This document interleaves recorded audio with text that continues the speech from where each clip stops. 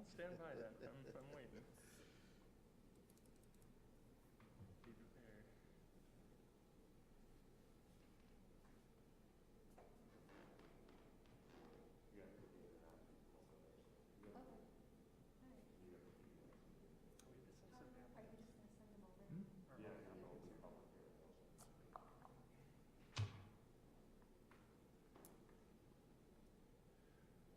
So good evening. Welcome to the March 9th, 2021 Planning Board meeting, regular meeting of the Auburn Planning Board. I just want to pause for a second. We'll do roll call in a second, but it's nice to see everybody's bodies in one room rather than on a TV screen or computer screen. So we'll start with roll call. We'll start from my left here. Dana Staples. Stacy LeBlanc. Brian Dubois. Darren Finnegan. Evan Sear. Stephen Martelli. Riley Bergeron. And Matt Duval. We have some new appointments here. Mr. Bergeron is now a full member. Can't hear you. You can't hear? Oh, sorry. Mr. Bergeron is now a full member, and we have a new associate member, Mr. Dubois. So for this meeting, since we have a full complement of regular members, you will be able to participate as associate member in our discussions, but not vote or make motions. So, okay. All right. Second item on the agenda is the minutes for the February 9th, 2021 meeting. I do have one edit on page 2 of 5, line 21. It says Evan Sear said he would be in favor of sending the findings. I know it's minor, but it should say said. Sorry, say that one more time. Where are we looking? I'm looking on page 2 of 5, line 29, so I guess Yep. Right above item 6, it says Evan Sear send. He would be in favor of sending the findings of fact, and it should be revised to say Evan Sear said. I did read the entirety of the minutes and did not find any other, so that was pretty good if that's it. Thank you. Any other issues with the minutes? And move to accept the motions as amended. Second? I have a second. All in favor? Great, thank you. Item 3, 5-year capital improvement plan feedback. We have already had 2 opportunities to provide feedback. I think this will be our last one. Do any members of the board have any feedback for the city on the capital improvement plan?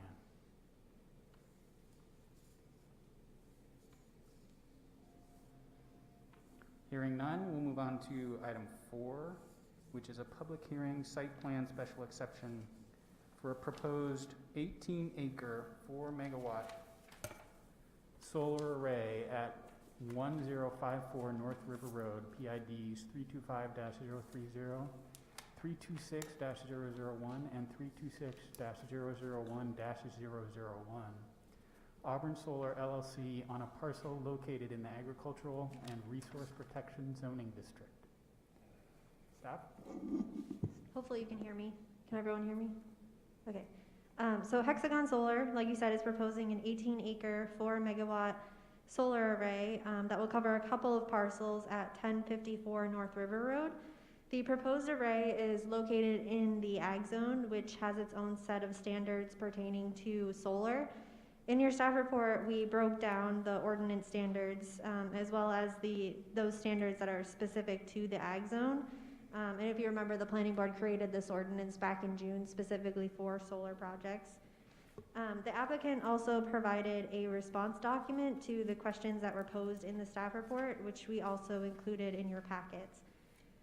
So first, the project is not located in the airport overlay, but we didn't see any information provided about glare, and so they supplemented the information that they provided. And like with other solar projects, the argument is that the solar panels are intended to absorb solar rather than reflect glare back. And they did include a study, a third-party study on this as well as part of that submission. The second question that we had was about the visual impacts from the panels. And this item wasn't included in your packets, but the applicant did provide a view shed analysis that I have up on the screen here, and we can go through in a little bit. And it shows the topography of the area in relation to the property boundaries, and shows that it's really not something that's visible from other properties or from the road. Third question we had was about lighting, and with most solar projects, there is no lighting proposed aside from the transformer pads that will need lighting for maintenance purposes, but nothing else is proposed. The abandonment and decommissioning standards, our ordinance requires a figure for the means necessary to restore prime land in the future. We don't really specify what that means, so it's kind of left up to the applicants to determine what that cost may be 20, 30 years down the road when they decommission the project. So they're proposing $5,000 to increase annually at a rate of 2%, with a 25% contingency for revegetating those prime soil areas that they're going to be using, which aren't very many on this lot.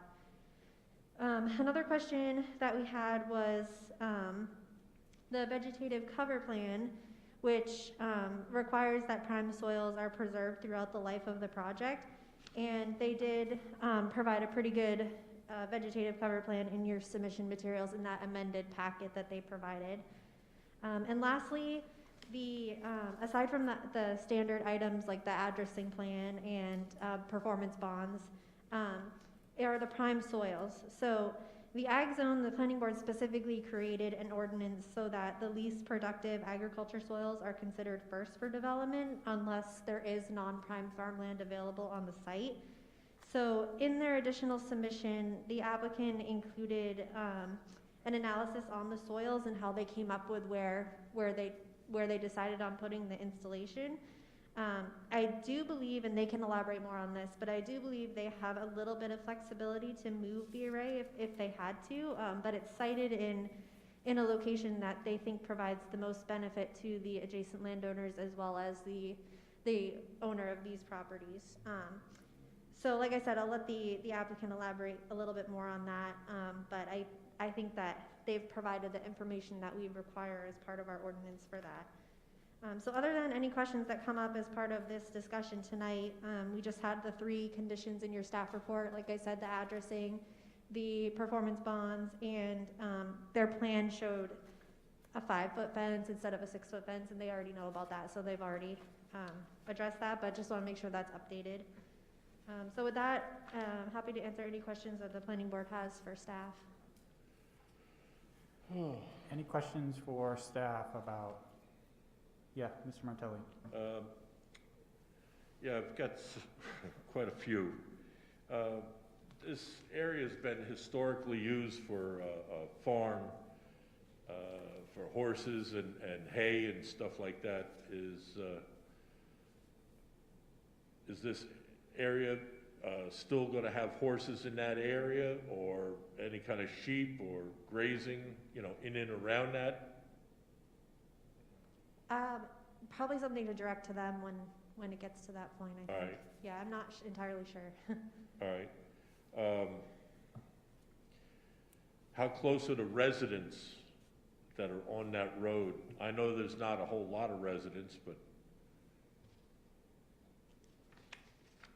So this is what they provided for the view shed analysis, and like I said, they can walk us through this because I think it would be helpful to have an explanation of where all this is. But up here, sorry, gosh.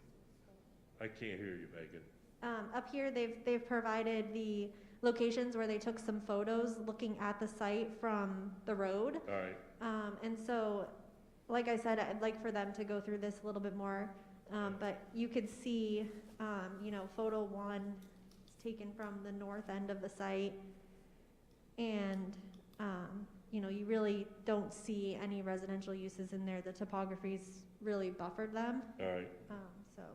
What about the visual from airplanes? you know, is this gonna affect airplanes, any flyover?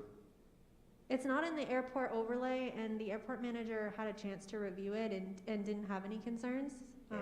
So, like I said, they did provide that supplemental info on glare. All right. How about, any harvesting of any herbs or anything up in that area to, you know, like ginseng or any other kind of roots? Possibly. I don't know, that's a question for them, I think, that they can answer. All right. All right, that's it for you. Any other questions for staff? So I have one quick question about the view sheds there. Are those in the inset, is that a GIS view shed, or is that an estimation based on the photograph?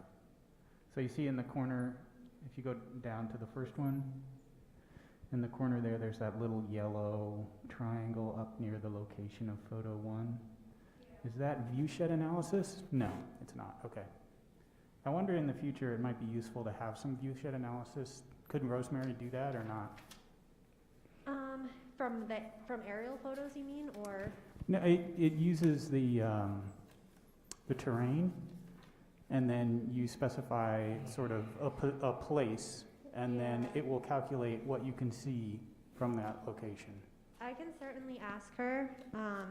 I'm sure she could do it for project by project basis. I don't know what the cost of that would be and how that would work, but I'll certainly ask her. It Yeah, would be nice to have that, definitely. I think it would be really useful, so thank you. Any other questions for staff?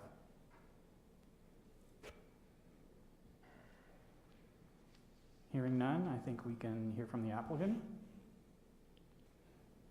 Are there any things that you would like us, planning board, to hear? If not, I think we have some questions for you. Sure. Good evening. Oh, sorry. Good evening, everybody. My name is Scott Reamer. I'm with Hexagon Energy. We are proposing this solar project, which we originally named Auburn Solar. Actually, we thought the name was just really beautiful, so we went with it. It's a 4.0 megawatt solar array to be located, as you see, off of North River Road. We chose this location for a variety of factors.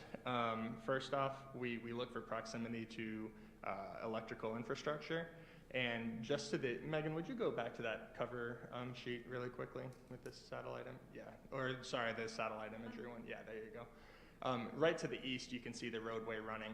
That runs right down to the Deer Rips substation, and there's 2 CMP circuits that run right along that, and that we're able to connect very close directly to. And so that's why we initially looked at this area at all. And then ended up sending out some letters and getting in contact with Mr. Moreau from Mr. Pittman's property, and he connected me with Mr. Daly, Terry Daly, and those are the landowners we'll be working with through a lease process for this. The project will be anywhere, it'll be 25 to 35 years in existence total. They were willing to work with us, and the topography was good and acceptable for this, and well screened and set back from the road. And so it seemed like a pretty obvious spot for us to be able to connect to the Central Maine power grid. We're up here in Maine. I'm from Charlottesville, Virginia. My company, we're a small team. I guess there's 15 of us now. We've been running for 5 years, although our CEO has been doing this for 20. And in case you have any questions about who we are, I have some statements of qualification here just in case you'd like some more info. But we're up here because the governor's program to increase solar in the state has definitely attracted a lot of out-of-state interest, and so we're up here with that as well. I have several projects across the state, 2, one in South Berwick and one in Medway will be going into construction in the next couple of months. We're here, as I mentioned, because of the proximity to the substation. Now, I can address some of the questions you had asked initially and just jump into that, or I can walk you guys through this view shed analysis. A couple of quick facts about the project, though. It'll be about 12,000 panels, 12,000 to 13,000 panels, depending on the type and the availability at the time of construction. Underneath it, I know there's been a lot of question and concern about the agricultural nature of the site. We're really keenly interested in trying to preserve land and not damage it throughout the whole process. So what we'll be doing is driving piles or stakes into the ground. It may be a screw type piling, or it might be a driven into the ground type of piling. And that's the only impact across the majority of the site. There will be two small equipment pads. It's about a 12 by 30 concrete equipment pad that the project inverters will sit on.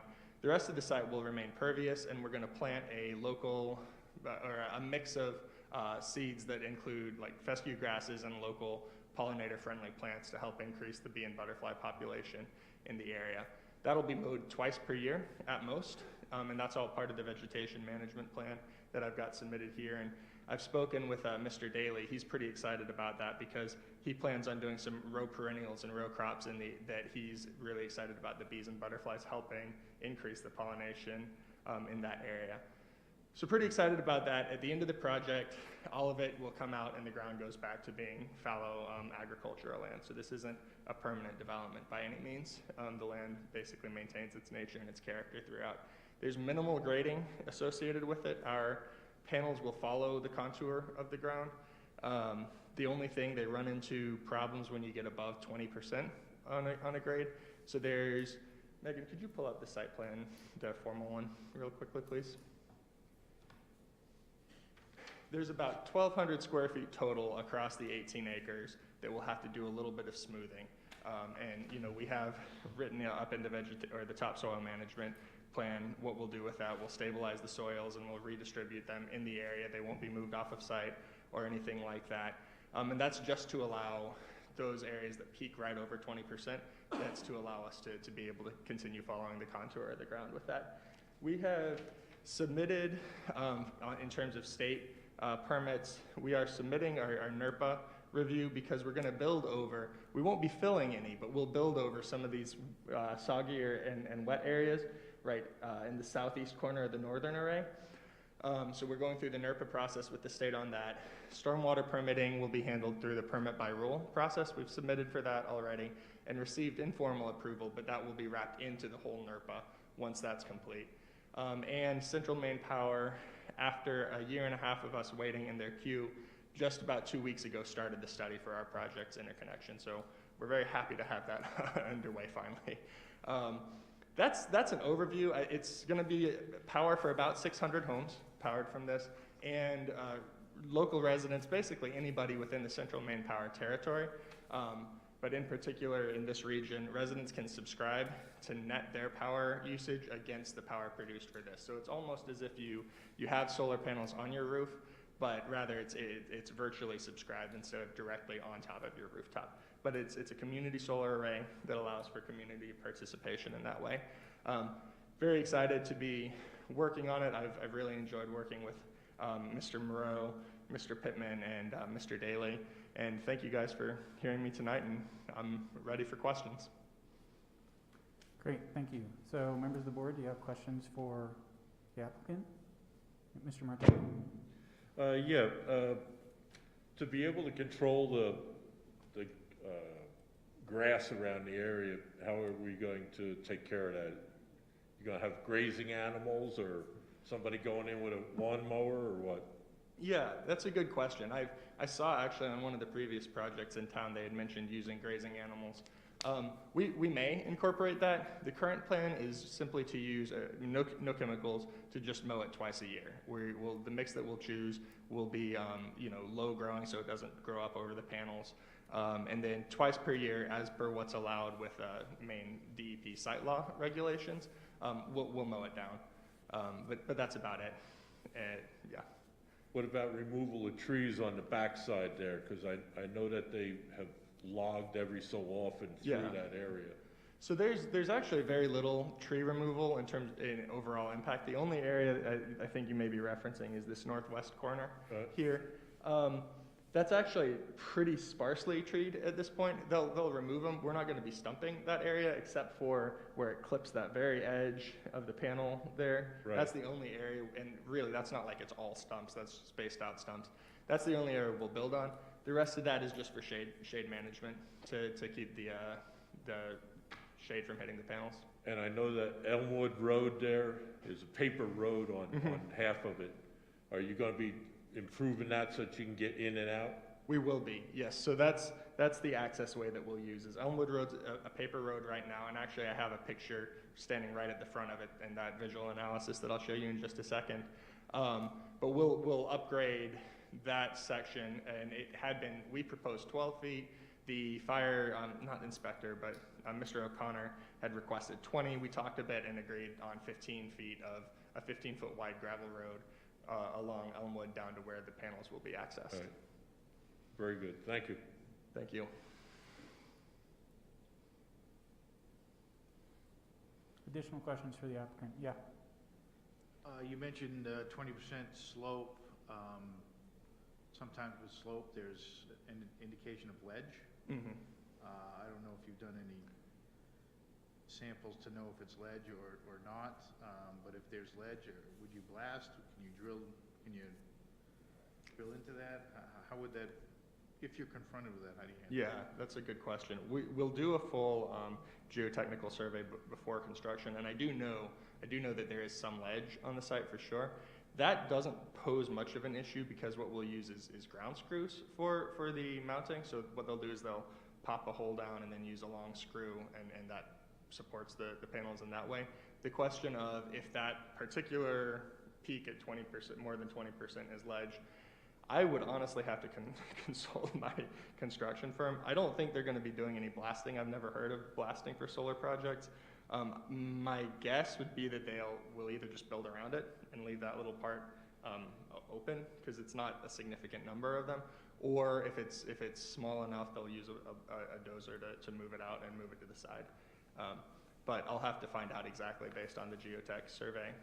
But we can add in that no blasting to be used, and we're comfortable with that. And if I have to come back and eat crow for that statement, I'll come back and ask you, but I don't anticipate that being a problem. Thank you. Other questions for the applicant? Yeah, Mr. Martelli. Yeah, I got two more questions. On the decommissioning, all right, now you said that you're going to use screw anchors into the ground and stuff like that. So Mhm. once you remove all that, we can go back to using the property, for farming or whatever else. Am I correct? Yes, sir. That's correct. All right. And you said that there's not going to be very much blasting. You probably, use a hydraulic ram and, chunk big- out where you need to, and that's it. Big drill that they just Yep. drop a hole and then drop a screw in Yeah. behind it. Very good. All right, thank you.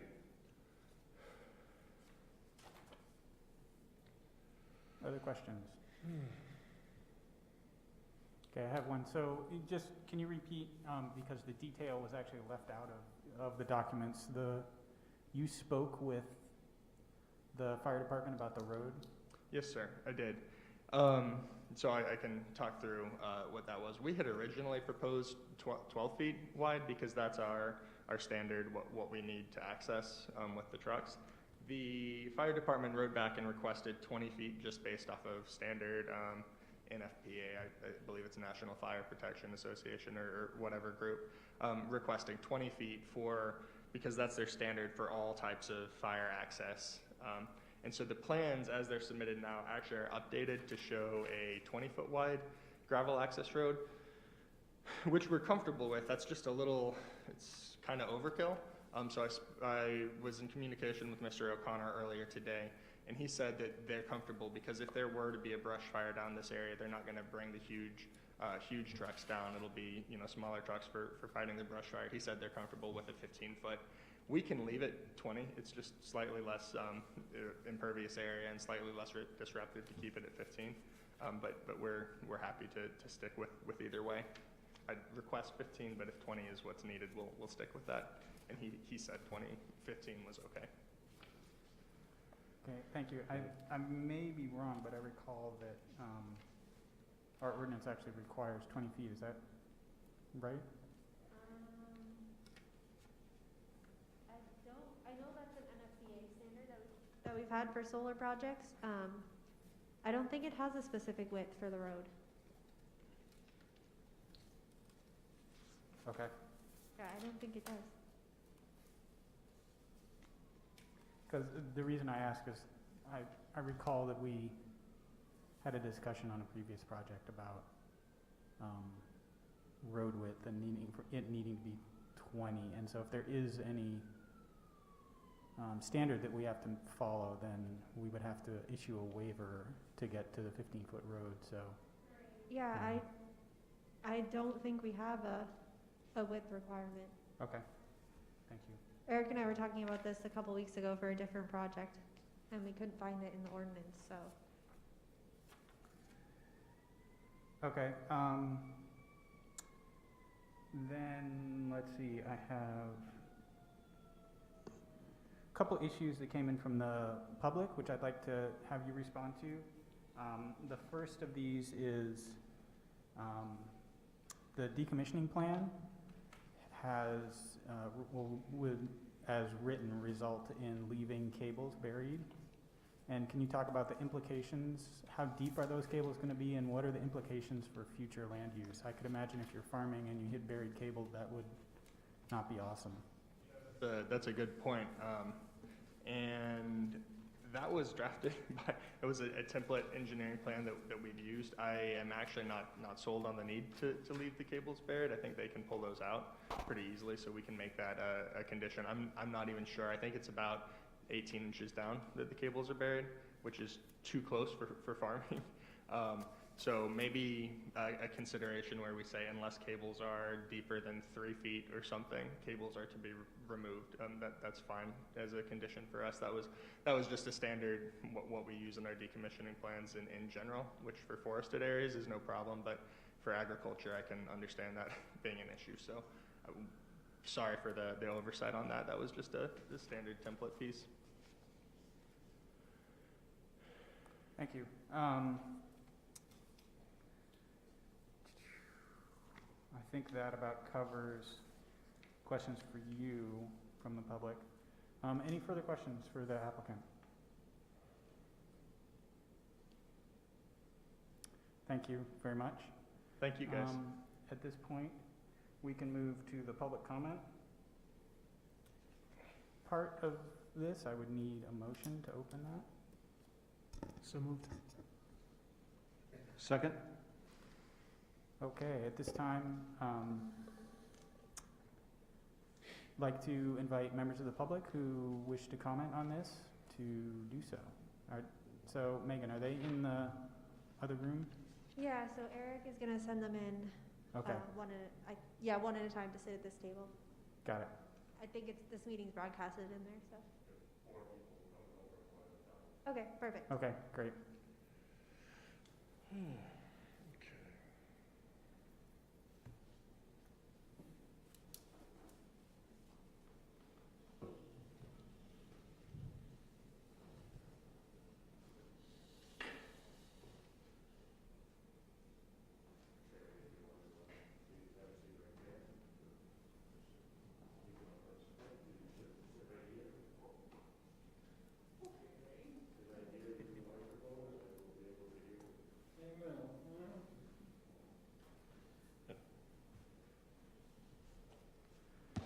Hi, thanks for coming. If you could, Most of you, I think, here probably know me, maybe you don't. My name is Robert W. Spencer. I was born within 20 miles of where I sit, or 30 miles within where I sit, 86 and a half years ago, and I've never lived more than 30 years from right here. I am probably the largest real estate owner of properties here in the city of Auburn, so I know a little bit about real estate. I lost count somewhere around 200 different properties, and if you question that, I would say to you that I'm the only person in the city of Auburn that ever had their tax bills delivered by the police, because Mrs. Hunter wouldn't pay the bill to mail them. Have a few things that I just want to clarify in my mind. Let's talk about the decommissioning of the project. 90 days after the project is over and closed down, who is going to own the land? Is that you? Is it the present owners, or is it going to be the person who's going to run the project? I believe it's the present owners. What's that? I think it's the present owners. Do you know? Let me ask you this question. Did they buy the land, or did they sign a long-term ground lease? Thank you for the question, sir, if I may respond. Please. We're leasing the property, so the current owner, by all accounts, will continue to own it. Then they have the right to sell the property in the meantime, should they so desire. But the property belongs to them, and it will go back to being their property and their choice with what to do with it afterwards. It's a lease program. That's a plus, okay?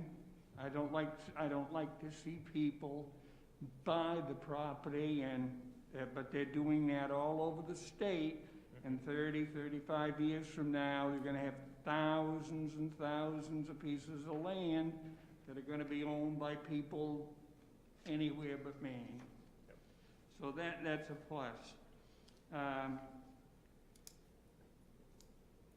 many, now you have an 18-acre project, how many acre of that is going to be physically within the constraints of the solar project? Can I interject? I apologize. It's not normal for public comment to be sort of a discussion. And I would love to hear your questions, but I would ask that we hear all of your questions, as well as the questions of other public, and that we stick to the planning board convention, and then we ask the applicant to answer those questions after. So what of my questions do you object to? I don't object to any of them. Normally the public comment is reserved for public comment, and of course, the public is encouraged to ask questions and provide comment to the board. It's not customary for it to be a discussion. It's meant to be a hearing. Well, let me ask you this question in the last... Sir, I apologize. Let me ask you this question. In the last 50 years, I've appeared before at least 600 planning sessions. How many have you been in for? How many boards have you personally appeared in?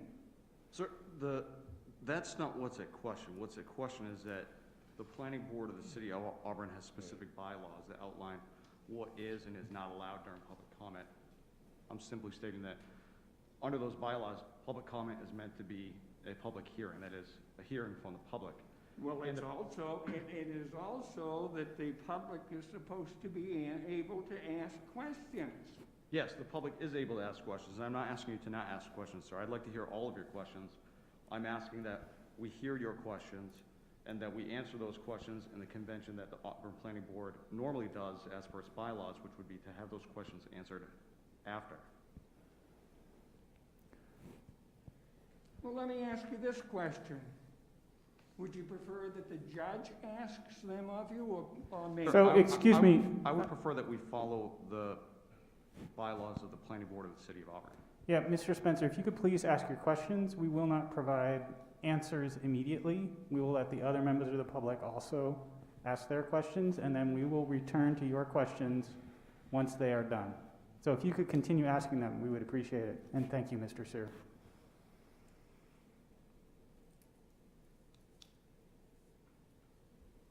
Okay, I will return to my question before the session's over.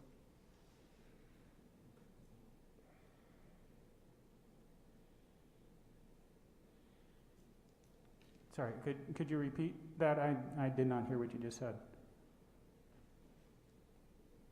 My question? Yeah, please ask your questions.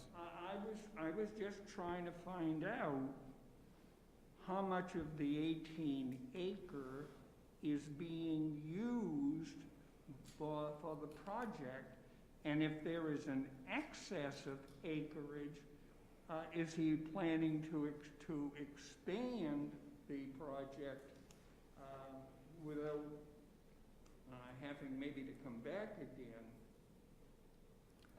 Great, thank you. Do you have additional questions? I probably will before the session is over. So are you done for now? Well, you said that I shouldn't ask that question, so No, nobody has asked you not to ask your questions. We are actually asking you to ask your questions.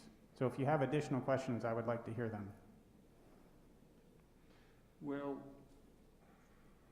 so then let me ask you, if I have a question that arises because of somebody else's question, am I going to be unable to expand on that if it comes in after what I've got this question right now? So with the consensus of the board, once we hear from the rest of the public, if you have another question, I think before we close public comment, you could ask that. But once we've closed public comment, then that's when the board will discuss and begin to answer questions. Well, then let me say to you that the mayor, sitting right in this room, has shut me up at 3 minutes, saying it's over, you're done, get out of here. So, I just want you to know that, because there are alternatives to that. Thank you. So you have no questions at this time? No more questions at this time. Okay, thank you. Are there other members of the public who wish to address the board? Please. Sure. So you want me to go back over there? Yes. All right. Public comment.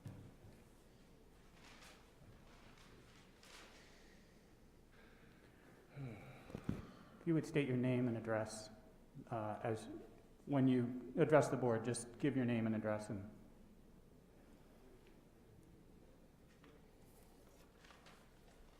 hello, everyone. My name is Terry Daly. I live at 1054 North River Road in Auburn, and I'm one of the 2 landowners involved in this project. I would like to say that I'm proud to be part of the project for many reasons. I won't go into all of them, but I'm going to go into 3 of them. First, it will help preserve the ag zone in Auburn for future generations. The solar array is not intrusive to the land. It changes the ground cover type such that it attracts butterflies and bees, which is great for gardeners in the area. Myself, I garden.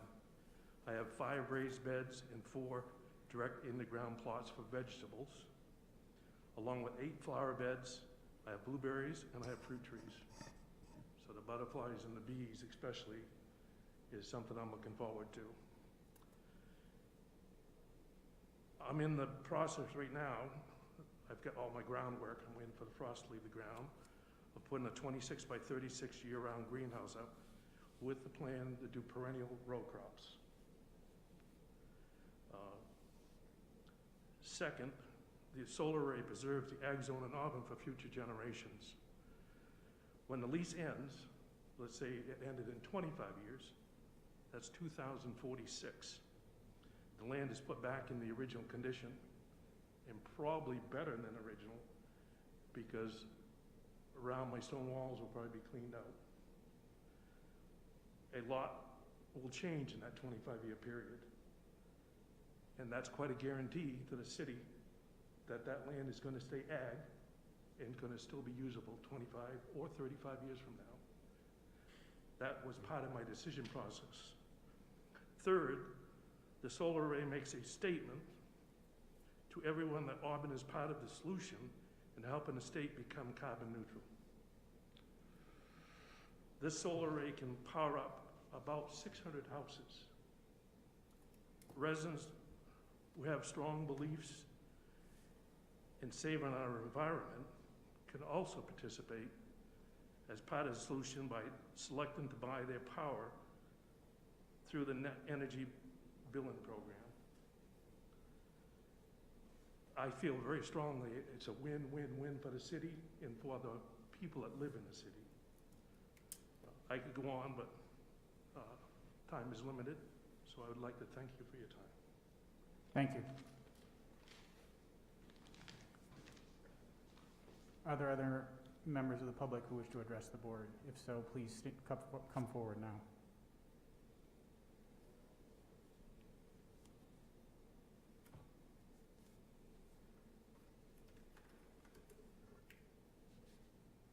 I think Eric said there were 4, right?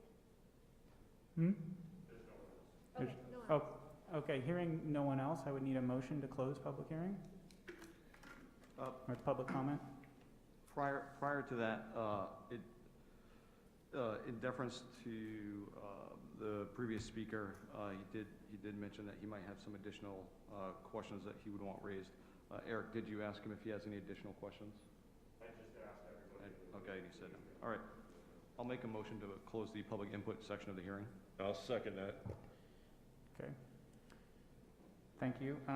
So now we move to, I guess we gotta vote. We got to vote on that motion. All in favor? Yep. Thank you. Now we move to planning board discussion. What do members of the board think? I think I would like to have 2 of the questions addressed. One of the questions was how much of the 18 acres would be used. So I would ask the applicant how much of that 18 acres is covered. Excuse me. Do you mean by actually panels? What's the square footage of the panels that are sitting on it? You know, the fence will be the 18 acres of the project. Okay, encapsulated. so the project itself, I just want to make sure so that everyone who asked the question Yeah, understands. yeah. The project as delineated right there, the blue solar panels inside the red fencing is what constitutes the 18 acres. Yes. So the entirety of that 18 acres will be covered by solar panels? And spacing around. Right, I remember that we have like a specific spacing you need Yeah, between your yeah. panels and the I fence. think your requirement is 10 feet, but we're putting in 20 with a minimum of 16 to Okay. allow vehicular access. And the next question would be to staff, so that everyone is aware of the answer. Should they wish to expand the project, would that require them to come back in front of the board? Yes, especially where it's in the ag zone. It's a special exception, so, yeah. Thank you. Thank you. Additional thoughts, comments, conversations on this project from the board? I want you to know. Excuse me, that Mr. If I was a voter, I would vote in favor of passing this. I'm very much in favor of solar project. But I do think that I have a right to ask questions that some people may consider to be difficult, but I am very much in favor of this project. I would vote for a yes, and I hope everybody else would. So, Mr. Spencer, thank you. This is not a time for public comment. This is time for the board to have a discussion. Public comment was earlier. Thank you.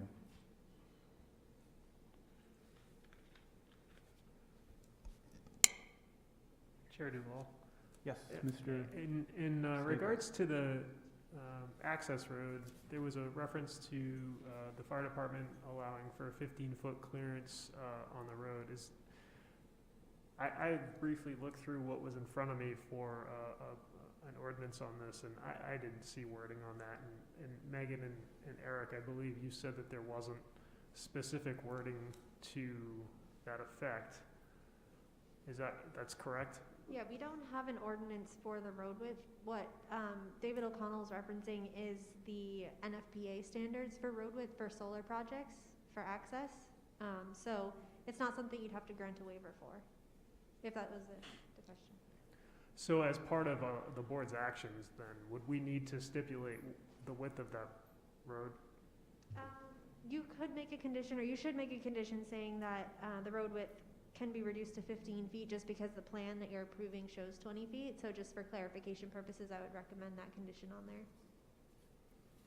I would say that I am in favor of a 15-foot road, if that is something that the board would consider. I feel that the extra impermeable surface is not necessary in this case, but that's just my opinion. Thank you, Mr. Staples. I tend to agree, but I would also want to see some written piece from the fire department that actually has that agreement listed. So, thank you. Other thoughts from the board? Is the plan I'm looking at still says 12-foot wide gravel access? Am I looking in the wrong spot? This, Yeah, I believe, did they get this site plan? I apologize. I'm not sure if this one made its way into your packets under the amended materials or not. I might just be looking at an older spot then. Is there an amended site plan? It's up on the screen right now, and then I have copies of it right here. It was made as of the amendments were made as of last Friday, so I don't think there was time to get them out before. But they're right here in what's being discussed on the screen. And do you have copies for the board? I believe I have 8 copies here, so depending on the number of board members, I can hand these I'd out. like one. I think that would work. So yeah, if you could please hand those out, we would. Just as a guide, the differences on this versus what you have right now is that this shows where the grading occurs. It changes the fence height from 5 feet to 6 feet, and it increases the road width to 20 feet. Those are the only changes on them. Thank you.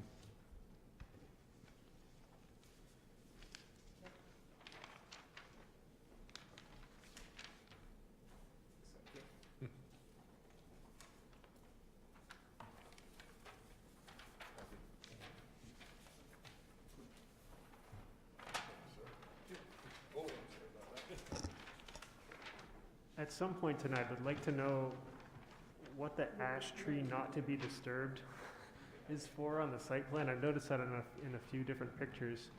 It seems strange to point out one tree.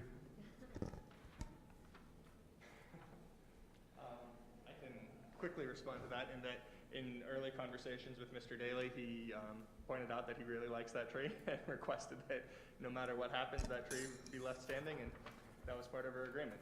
Fair enough. Touched.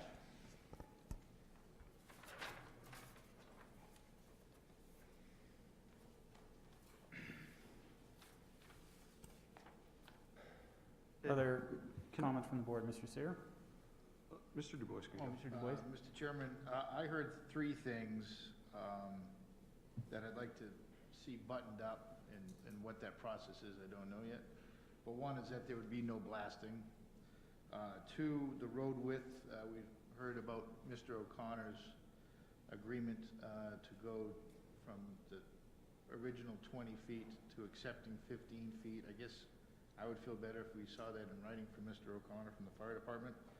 And then the comment about removing all cables at the end of this term, having that documented as well. Great, thank you very much. I have a follow-up, I guess, clarification specifically with regard to the cables. You mentioned that these are predominantly somewhere in the 18-inch depth range? I believe so. I'm not exactly sure. I'd have to ask my engineer. I can send him a message right now, actually, to confirm that. I know it's somewhere in there. They're buried. I honestly don't know the depth, so if you give me 1 second, I can tell you the depth. I'm sorry about that. One moment. If I may, is the depth important to us as long as they're removed? Well, I guess the question would be if they were to be buried, let's say, well below the frost line at 4 feet, it's highly unlikely that there'd be any disturbance of that in the future with agricultural equipment unless there was excavation. So it just becomes a question of whether we want to say it all has to come out, or anything that's likely to interfere with future agricultural uses has to come out, but something that's deeper might be able to stay. So. I'm very comfortable with that. If you want to say a certain depth, if the, hold on. So he says at least 18. If they're below, what depth for farming? I'm not a farmer, I apologize, but how deep into the soil do farmers need to be able to go with a sufficient factor of safety? I think it depends on what they're doing. Yeah. So he's saying typically 24 to 36 inches. So if we could say anything, if cables are buried shallower than 3 feet, they should be removed.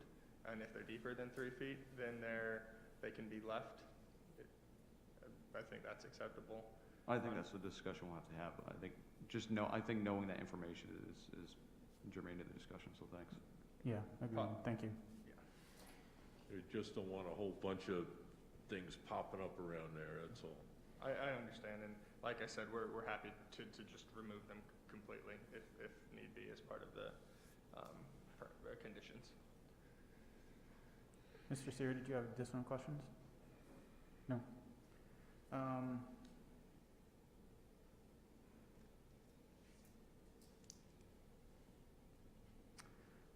I don't think I do either. Any other comments on this? I mean, I want to return to the cable depth issue. Thank you, Mr. Du Bois, for your 3 items. I think those are, they tick the box for me as well. Does the board have any thoughts on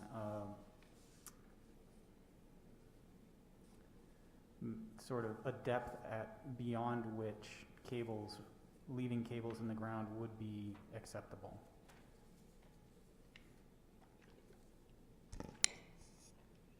I would say,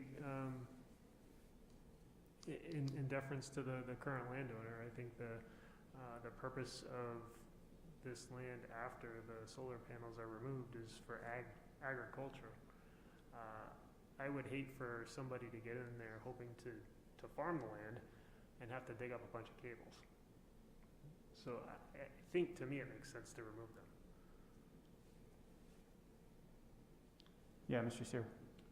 Yeah, my personal preference would be such that the land is returned, and to me that means that if you put it in, you take it out, regardless of depth. I also think that, when you're talking about a cable, you're talking about, I'm assuming that these are clad cable and conduit, and that they're copper. And the other thing that I would hate to see is that shortly after decommissioning, you get people going out saying, well, we know there's so many 100 yards of, 8-gauge copper There's a cable, resource there. Let's go mine it. Cable buried down here, and so Yeah. I'd be worried that there'd be an interest in trying to reclaim it as well. So for those 2 reasons, my preference would be just to pull it. Thank you. Other comments from the board? Yeah, I think one of the attractions to this project is it's not invasive. It's and if we can return it to its mostly original state, I think we have that responsibility. Leave no trace. Leave no trace. Agreement. So I'm hearing a consensus of the board that we would ask that a condition that we would enforce would be complete removal of any cables as part of the decommissioning plan. Great, thank you. Mr. Du Bois mentioned blasting as something that concerned him. Not having any blasting is something that he would be in favor of. What do other members of the board feel about that?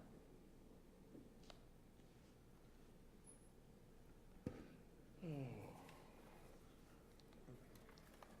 I think that makes sense. Say that again, Matt. Mr. Du Bois mentioned earlier that he thought that blasting was something that he would want to avoid in the construction of this process. Well, I would suggest that they could use a hydraulic jackhammer on an excavator or whatever. That would be okay for you? Yeah, it's not so much that I am against it, which I am, but that he said it wouldn't require it. So to get that documented, I think it would be prudent. The one thing about blasting, it's quicker and easier, it's shorter. It'd probably be 2 or 3 different blasts, and that would be it. I would suspect on that area, you know, he's not hitting very much into that ledge area, so. My assumption would be that it would be less fiscally desirable to blast, because you're talking about needing to clear an area, you know, like this big versus trying to put in a road. But to speak to Mr. Du Bois' concern, just because we think it, or I personally think it wouldn't happen, doesn't mean that we shouldn't make it a condition so that it can't happen. Did you say should or should not make a condition? That I see no reason why we should not make a condition to ensure that, I know, I used, it's the way I said it, yep. Yeah. Thank you. Any other comments, thoughts from the board on this subject? No, and I think the last issue hanging out there for me is just confirmation, having the board weigh in about the road. Right now, our plans that are in the amended site plan, thank you. I would like to get that a little earlier next time, but we have it now, is for a 20-foot road. Does the board feel inclined to change that? Do they feel a need to actually change that? I will say that if I make the motion, I would be in favor of putting condition allowing for the 15-foot road, that the width could be reduced to 15 foot, but that it occur only upon a written recommendation of the Auburn Fire Department. So if it's good enough for them and their equipment, then that's okay with me. But I would defer to the fire department as the... And their expertise. Yeah. Any other different thoughts, agreements from the board? Any other discussion on this project at all? Okay, I would need a motion to proceed at this point. Mr. Sear? I make a motion to approve the site plan special exception by Auburn Solar LLC to construct an 18-acre 4-megawatt solar array at 1054 North River Road, parcel ID numbers 325-030, 326-001, and 326-001-001 on a parcel located in the Agriculture and Resource Protection Zoning District with the following conditions. 1, that all bonding and inspection fees shall be paid, and a notice to proceed be issued by the engineering department before the start of construction. An addressing plan shall be provided for the area of the property that will be used for the solar project. The site plan shall be updated to show the fence height as 6 foot. Oh, well, I guess we don't need that one because that's already happened. So then it would be number 3, that the removal of all subterranean and ground cable be added to the decommissioning plan. What's that one? 3, 4. The access road width shown on the site plan may be reduced to 15 foot upon written recommendation by the Auburn Fire Department. And 5, that no blasting shall be used to remove or disturb the site, remove material or disturb areas of the site. Thank you. So we have a motion from Mr. Sear. Do I have a second? Second it. Okay, so in front of the board is a motion to approve with 5 conditions. Those conditions being that all bonding and inspection fees be paid, there be an addressing plan, that any cables should be removed as part of the decommissioning plan, that the road could be reduced to 15 feet in width with written approval from the Auburn Fire Department, and that there will be no blasting used during the construction of this array. Any discussion of that motion?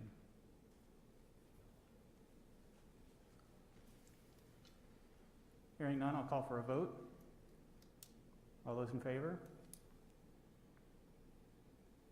Motion passes 7-0. Thank you. Thank you all very much. Hey, I'd like to just ask one question. Is there excuse me. anybody here that, oh, just sit there and listen. Is there any butter here that's opposed to the, if you were Excuse me, opposed- Mr. Spencer, we've completed this item on the agenda, and so now we're going to move to our next item. Thank Just you. like the governor, the mayor. Shut him up. If you are in a butter, don't be too objectionable, because I might be the one that'll make you an offer to lease your neighboring land. Huh?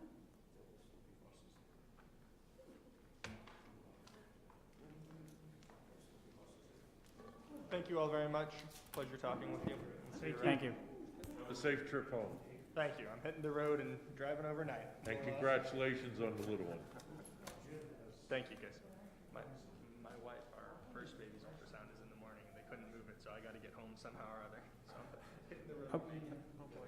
All right, so continuing on, we will move on to item 5 on our agenda, which is a public hearing site plan subdivision for proposed building renovation and creation of 5 apartment units with associated parking at 386 Minot Avenue, PID 209-061, terrace apartments located in the General Business 2 zoning district. We'll begin with a staff report.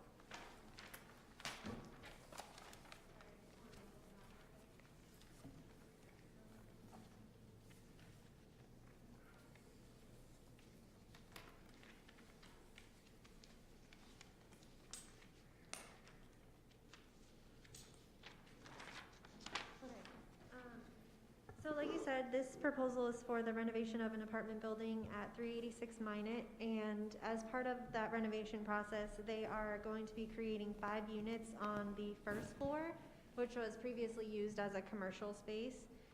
Based on the lot size, the General Business District allows for up to 23 units on the lot, which is what they have proposed here. 17 units are existing, and then, like I said, the 5 new units are proposed. Like with the solar project, we asked the applicant some questions and received feedback, which was included in your packets that were distributed on Friday. So first, we were looking for a green space calculation, as the zoning ordinance for residential uses requires that 50% of the property be devoted to green space. The applicants provided 46% green space and submitted a formal waiver request for a 4% reduction in that 50% requirement. We also handed out a breakdown of the waiver request to help with the discussion tonight. It's the same materials that's in what you received on Friday, but it's specific to the waiver request and has the ordinance provisions that they apply to as well. The ordinance also has requirements for exterior lighting for parking areas, just making sure that they're not spread into abutting properties. And the applicant, as far as the parking areas, they'll be using the existing streetlights that are there, and they'll have some mounted sconces for additional safety around the walkways. There's also a number of requirements in the ordinance that pertain to parking and access, and we run into these quite often with projects like this in the General Business District. One of those requirements is that a bumper or curbing is provided between the building areas and lot lines, sidewalks, and landscaped areas. All of the parking areas on this site are already existing. Where the planning board is reviewing the additional 5 units, it gives you the option to review those areas again. Similar, some of you remember the Coleman's collision provision that we reviewed, or project that we reviewed probably a year or so ago, where they were adding on an addition, but they had a wide curb cut that the planning board requested be narrowed up and landscaped as part of that approval. So this is a similar situation, and they've provided, like I said, the waiver request, and also added in some additional landscaping, some additional curbing to try and meet the ordinance requirements as best they can. But there's just some that they can't meet and need those waiver requests for. So, like I said, they are proposing to reduce the 2 curb cuts along Poland Road, which is here. Poland Road.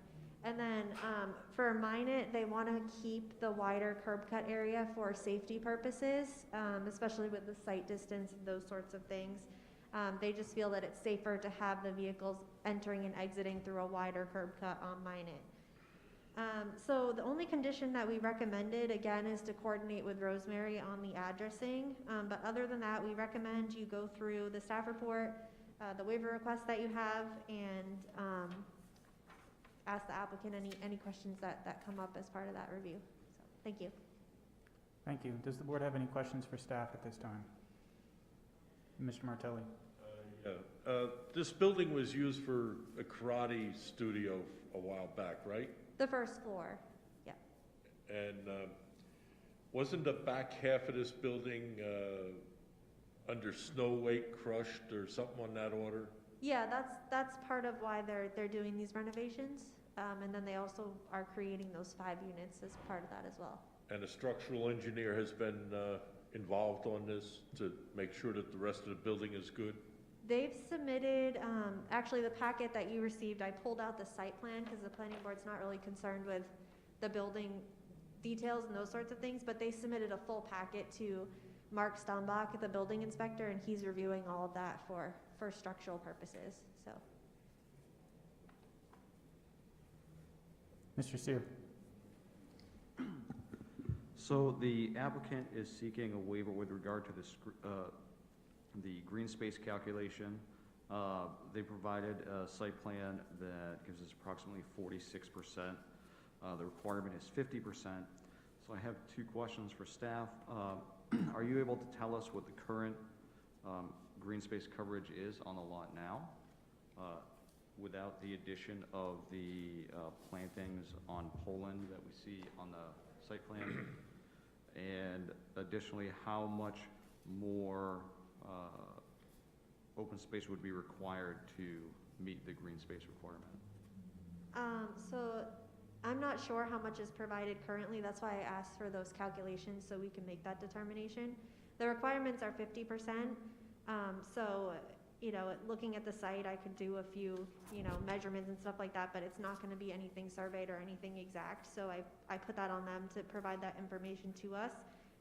All I know is that with what they're proposing and what they have, they're at 46% and they need to be at 50%. So I think they can elaborate a little bit more on what percentage they're creating will make up, I guess, the difference there. And then the planning board can determine if that's enough to grant the waiver. Do we know how many square feet is captured in that 4%? That 4% delta? Let's see, it would be, it's 50% of the lot area, and the lot is 1.4 acres, so, let's see.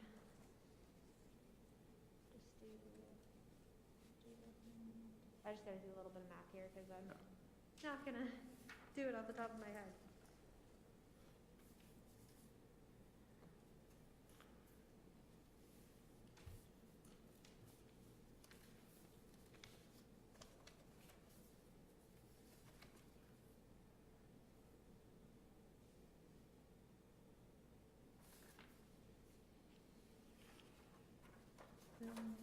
So 46%, where they're at right now, would be about 0.3 acres. How many acres? 0.3, I believe. 46% green space.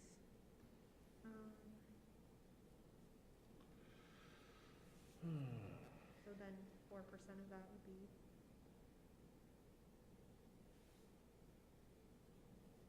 would be like a very minimal amount. Right, I assume .01. it's square feet, that's why. Yeah, I This is know, square it's foot. easier to do it in square feet and convert Actually, it. I can do it for myself right now while I was looking. Okay, So yeah. how large did you say the lot was? The lot 1.4? is 1.4 acres.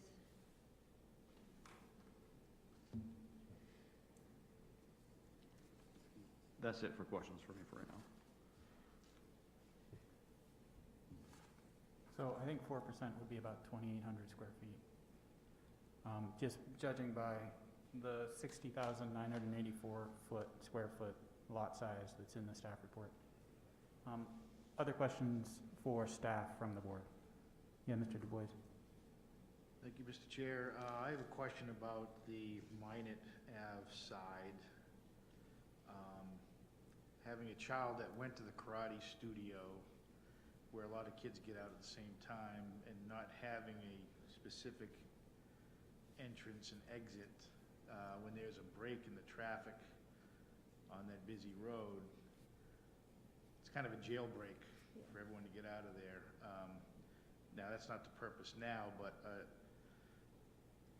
I just wonder where staff stands on that. And I also look at it from the comprehensive plan consideration.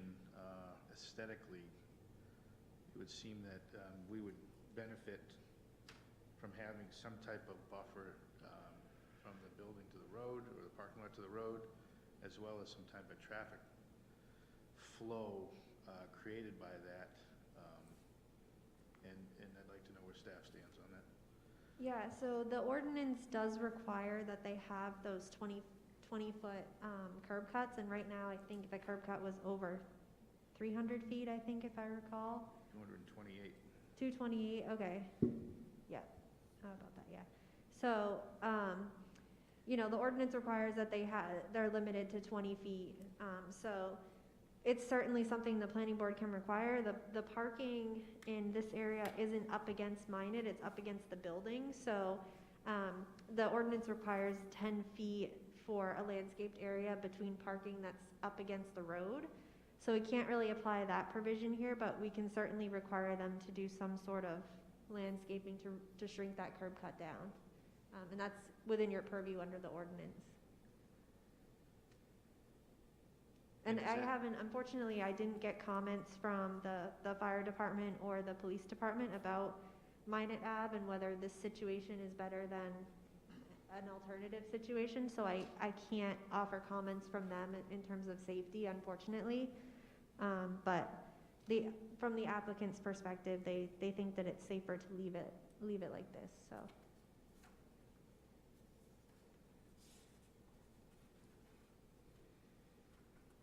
That's all I have for questions at this time. Great, thank you. Any other questions for staff from the board? I do have one more additional question.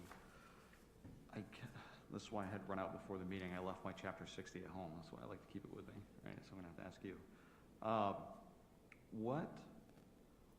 What are the requirements for landscaping between parking and the road, Minot Ave?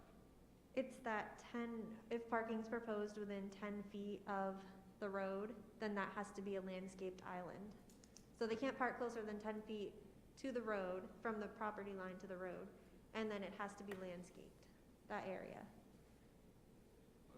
So that area must be landscaped, but that's regardless of whether or not they're parking right next to the landscaped area. So if they're parking within 10 feet of the road, within 10 feet, their property line, and then the road's here, and then they're parking within that 10 feet, they have to landscape that area between the road to prevent the vehicles from rolling out into the road. In this case, they're parking up against the building, so that requirement, with Coleman's Collision, for example, they were all parking up against the road, and in this case, they don't have any parking proposed up against Minot, it's all proposed up against the building, so that requirement doesn't come into play here, and I think that standard is, let's see, I can pull it up. And remind me, the green space requirement, so I remember reading through this when I was looking over this.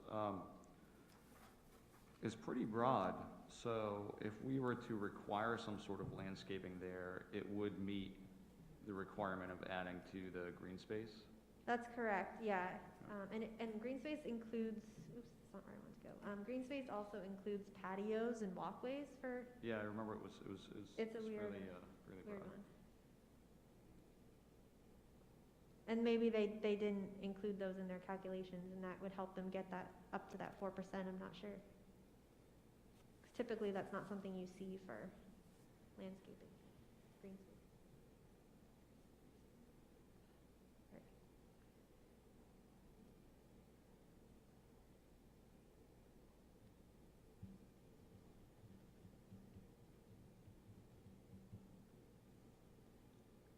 Sorry, there's usually a cursor over here, but I can't find it.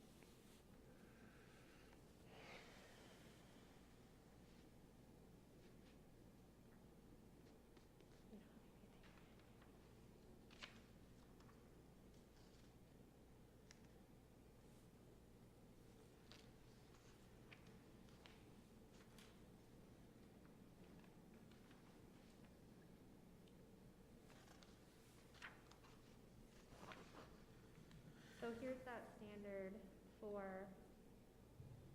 parking. Can you, I don't know if you can read that. Yes, I can. Okay. These are all the standards for if you're gonna have more than 5 parking spaces. So this reads, see, this is why I asked, because I remembered reading this and thinking, that is not what I read. To me, this reads, the area between the parking area and the street shall be landscaped, regardless of whether or not you're parking 10 feet. You cannot park closer than 10 feet to the right-of-way. In addition, that area between the parking and the right-of-way shall be landscaped. I'm sorry, that's why I asked, because I remember when I got the packet, I was reading through and I was thinking, I seem to have read it differently. There's not a ton of space there either. No, and So yeah. I have a question that follows up on this, or it's related. As I look at the C100 here, they don't have parking places in the same place as they do on the aerial photo. So they've removed all parking places in that narrow strip between Minot Avenue and the building. Is that correct? Am I reading that correctly? You mean? Yeah, right there. I remember seeing that on the plan. Which, that space would now lend itself to being landscaped, correct? Some Yeah. type of buffer between, That's sort of where I'm going, yeah. yeah. Yeah, it's not on either of our plans, are there parking spaces there? They're just where the red car and the white car are. Yeah, that's correct. They aren't showing, they're showing the spaces over here, it looks like, but not in front of the building. And the spaces over here as well are still on there. Given the proposed parking configuration, I don't see the benefit to having a 228-foot curb cut. No, since you brought it up, I was gonna wait for later discussion. I don't like the parking. It lends itself to trying to back out onto Minot Avenue because the parking is not blocked. The curb cuts lead directly into the parking. So someone will pull directly in and it'll be mighty, it'll be hard not to back out, you know? If you're in a hurry, you might just back out instead of doing a 2 or 3 point turn.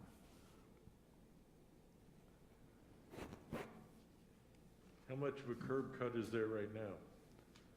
228 feet. There is no curb on Minot, on the Poland Road side. This area here is actually an existing curb. So their curb cuts are they still exceed the 20 feet, but there is a curb there on that side. So How many accidents have occurred in past 3, 4, 5 years at that location? In the last 10 years, since 2010, Minot Avenue is the most deadly street in the city of Auburn, having 6 fatalities, with 1 pedestrian fatality right around the corner from this property. Yeah, I'll note that this is directly across from Fairview School as well. Yeah. Now, how many of those accidents were at this location? That's one, Yeah, under that, I don't know. that's what I'm looking at. The pedestrian fatality was on the corner of Minot and Allen, which is Yeah, right there.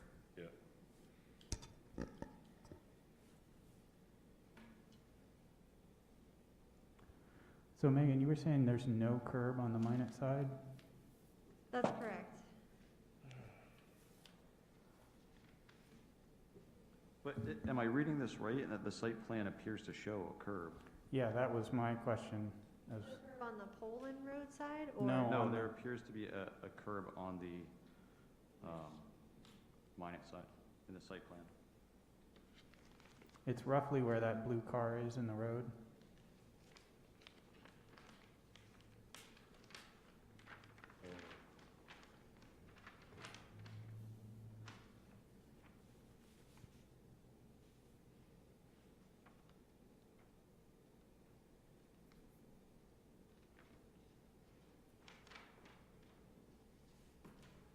Yeah, I see that little box there. If I recall, there may be a curb there, but it's so low to the rest of the grade, it's a minor speed bump. Where you're zooming in there, I think there's a street light or a utility pole, and I Yeah. think there's just a bit of a curb there. It's Yeah. it's small. My recollection is that it's raised. Yeah. You could drive up it, but it is raised.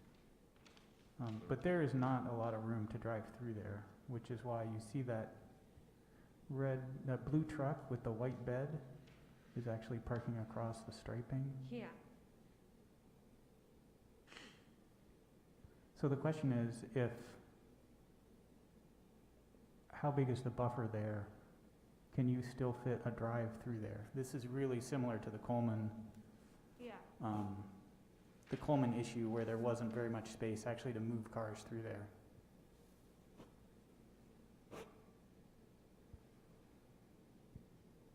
So that's clearly something I think we need to think through as a board. For now, before we enter that discussion, are there any other questions for staff?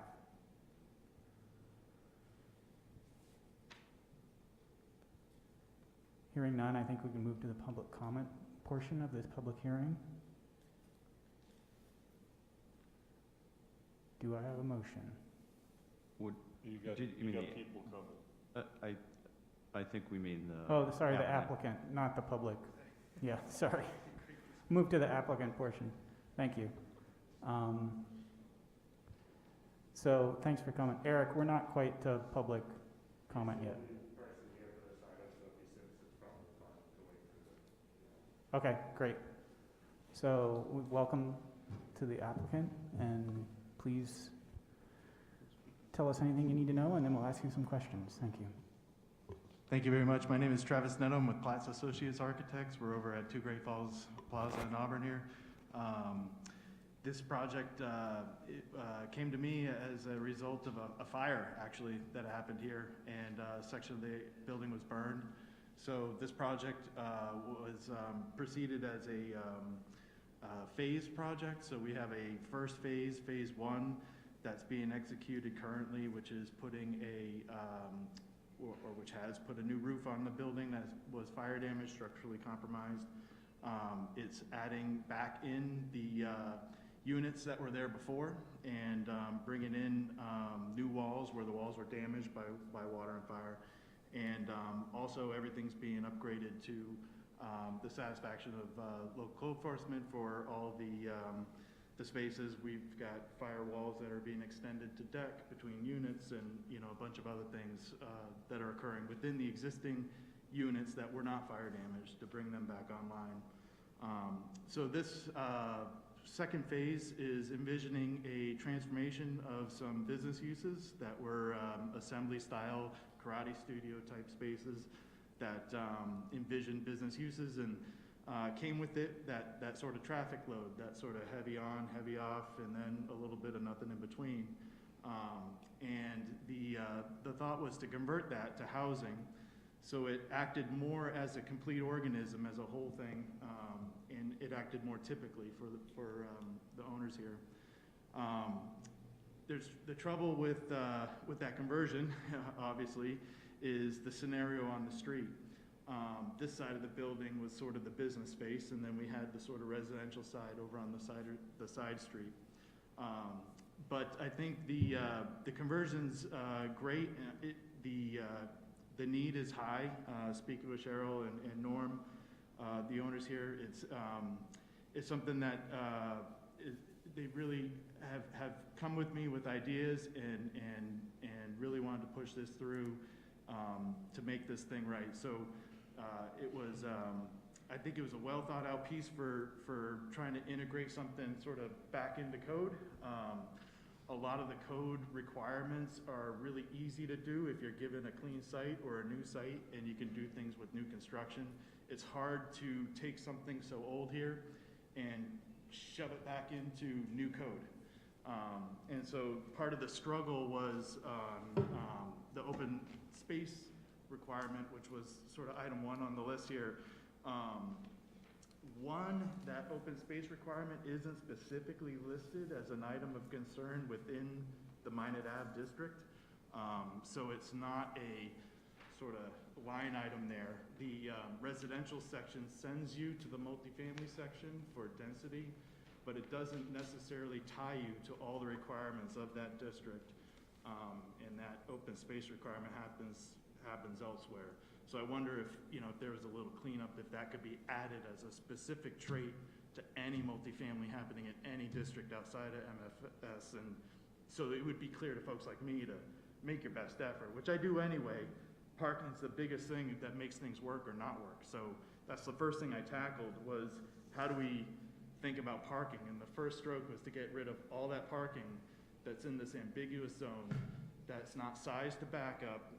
You do end up into the street if you're trying to use those spaces, and it's going every which way. The best parking is parking that's 90 degrees, that you can exit without entering in the street, which is a requirement of the code anyway, and then you can safely transition out. Part of that is the scenario on the street, though. So if you have cars traveling down the street in a 2-lane sort of double highway like this arterial is, it's hard to decelerate to the point where you can negotiate a 20-foot curb cut in a way that is forecasted, not just to the car behind you, but maybe a couple cars back, because cars are traveling at a rate of speed there.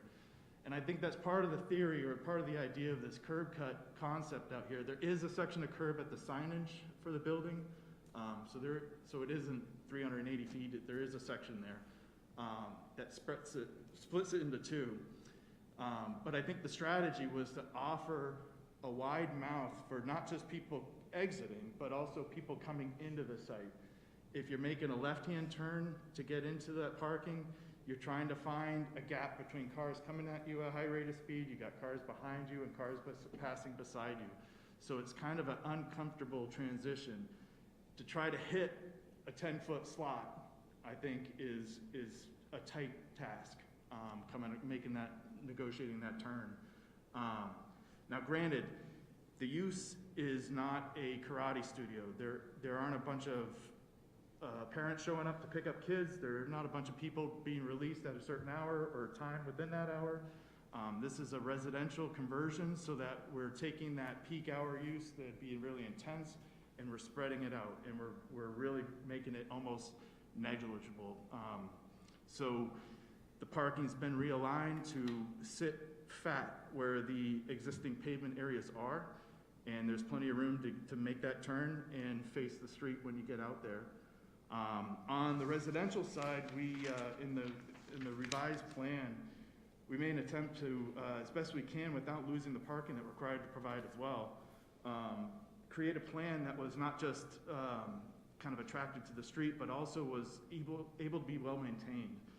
We need trash areas that are screened from the street and from the building. but is also easy to access for the folks that need to take that trash away.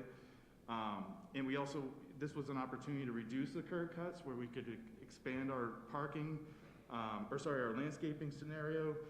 Also getting that parking off the street. Today it exists within that 10-foot no-fly zone. So we're moving it out of that area and landscaping it, bringing in some street trees, and really trying to make this the sort of pedestrian friendly, the residential corridor it wants to be. But then, we just don't have another 2,800 square feet or so to take out of this pavement, this project. And even half that, I fear, starts pinching down entrance and egress configurations that I think we'll regret later. It's a real big impact to Maine Ave, any kind of recurbing and restructuring of that. I definitely want that to happen in consultation with the city and not just unilaterally do it with my engineers and whatever I thought was right. And I think the overall concept of creating a more subdued parking scheme, but working with the existing conditions, not doing a radical change of something that's been here for so long.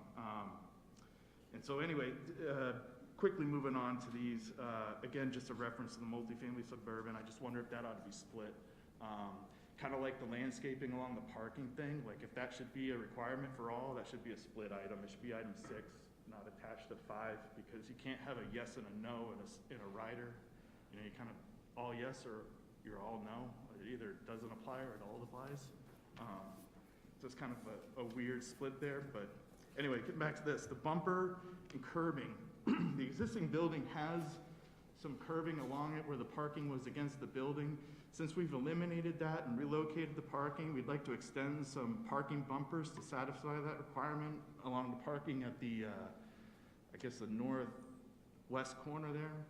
And then along this, the large lot, on the side property line facing the neighbor, there's some fencing there to prevent that sort of roll off. And then the rest of the area is wide landscape areas, and there really isn't a lot of impact. There's some trees out there. There's not a lot of danger to the driver or people walking by.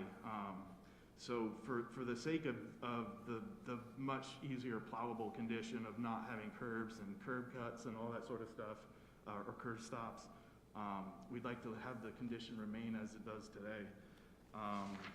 Quickly on to the lots with curb cuts. Again, I kind of covered the curb cut thing. I really think it's an advantage to have the wider cuts on Maine Ave. And we look to rectify the situation per code and where we could over here on Poland.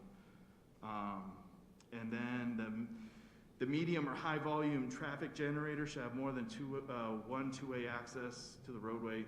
I can totally understand that concern. I just think we have sort of devolumed the project by taking out all of that business use and that sort of high turnover business use and converting it to housing. So I guess with that being the nuts and bolts of the application and my response, I'd like to turn it over to Cheryl. She's representing the project owner. I'm the project owner, Norman Roberts' daughter, actually. Just to give a little personal history of the building. We've been in the apartment business not as long as Mr. Spencer has been, but we've been in business since 1975 in Lewiston, Auburn. All our buildings always meet fire code and the city code. We do whatever we can, 100% follow all the rules and regulations of everything that they've asked us. In this building, it's a lot, like Travis has said, to bring it up to code in an existing building has been very, very challenging. One thing happens, and we find out that affects a code, so we have to do something else. There is a high need for apartments in Auburn. We get about 10 to 12, no exaggeration, phone calls, texts a day. Do you have any apartments? Do you have any apartments? We have, with this building, 135 apartments. We haven't had an empty apartment in over a year. I had an empty last week, and somebody moved in the next day. We can't get them ready fast enough. I have a waiting list for these 22 apartments in this building already. We have 4 tenants that were here when we had the accident last year. They're still waiting to come back. And like I said, I have a waiting list. We wanted to keep business there, and Mr. Durant wanted to keep the business there. We just, with the new codes and everything, they said they'd be better off to convert it to apartments. Mr. O'Connell and Mr. Stumbeck have been working with us on that. Everything, Mr. O'Connell, Mr. Stumbeck, if I'm pronouncing that correctly, I can't say his name. Everything they ask of us, we give them. We do everything. This is our life, this is our business. It's not affecting the shape of the building. It's not affecting any neighbors. All the work is gonna be done inside. We have no problems with the residents or the neighbors or the school. We had a good relationship with the school when the karate studio was there. I think that's about it. Thank you. Great, thank you. Any members of the board have questions for the applicant?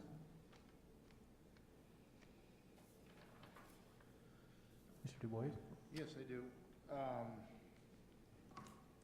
So we keep mentioning the 228 feet which, of Minot Ave, which apparently does have a curb of, I don't know, let's guesstimate 30 feet.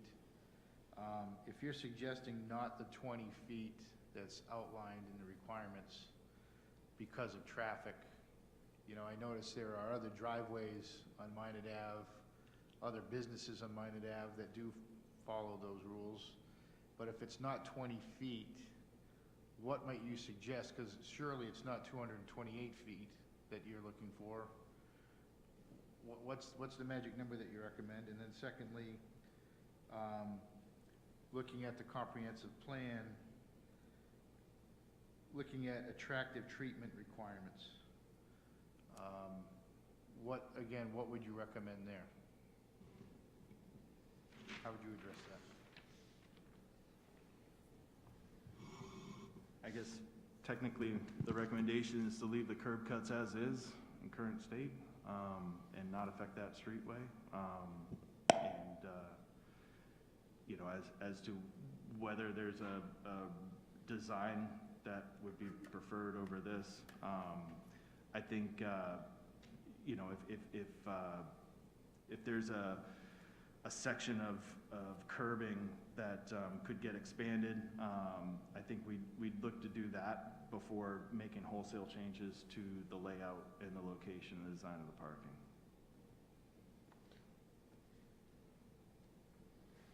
Mr. Martelli?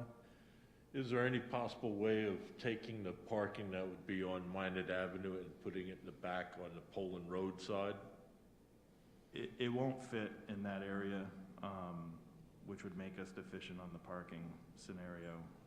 The idea is to try to retain some parking spaces on the front side of the building on Minot Ave, where those direct entry units could enjoy those spaces. And then the remainder of the parking is in the back, where the rest of the tenants would come in the building from that back walkway, either to their units directly or through the internal hallway to a doorway there. So there's a desire to keep the parking sort of adjacent to the apartments up there.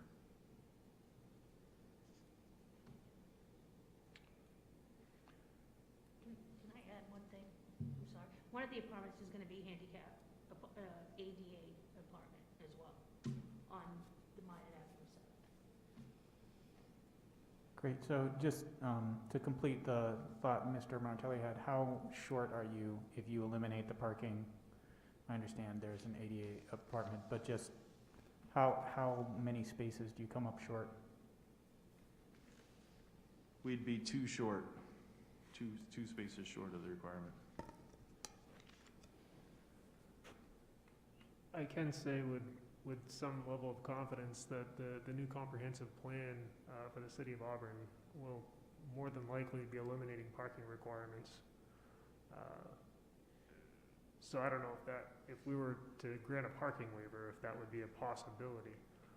I know as this is presented to us, I don't know that I can vote favorably for a 228-foot curb cut.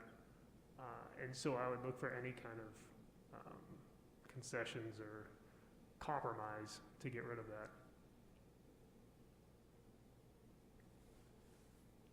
Any further questions for the applicant?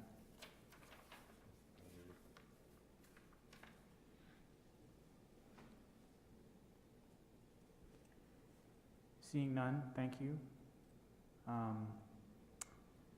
Now I think it's time to have public comment. I make a motion to open the public comment section of the hearing. Thank you, Mr. Seer. Do I have a second? Second. A second from Mr. Staples. All in favor? At this time, we'd like to invite any members of the public who wish to speak to the board on this project to state their name and address. My name is Mark Fantozzi, and I lived on the Poland Road for 23 years, 40 Poland Road. I'd be directly across from where they want to work. And I heard you guys talk about the accident. I was the second one on the scene of that accident. And I still think about it today. You couldn't even find the license plate. That's how bad it was. It was terrible. They fly on that road, and I mean they fly. And you can't stop them. There's nothing you can do. From that building to the stop sign, they go at least 50 to 60 miles an hour. You can ask any cop, and they'll tell you. I'm not the only one. There's 5 other people here that signed that they don't want any more apartment buildings in that area. And I just think it's a bad idea.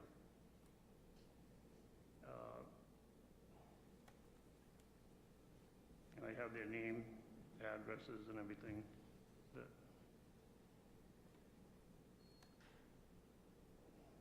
You know, they had apartment buildings across the street, Fairview Terrace apartments, drug dealers, in and out of there, all the time.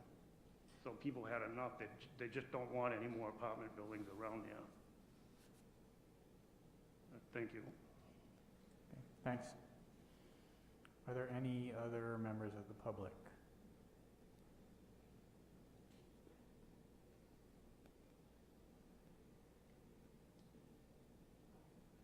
You see, is Eric back there, or is he I'm not seeing Eric at all. not seeing him at all? Said there was only one.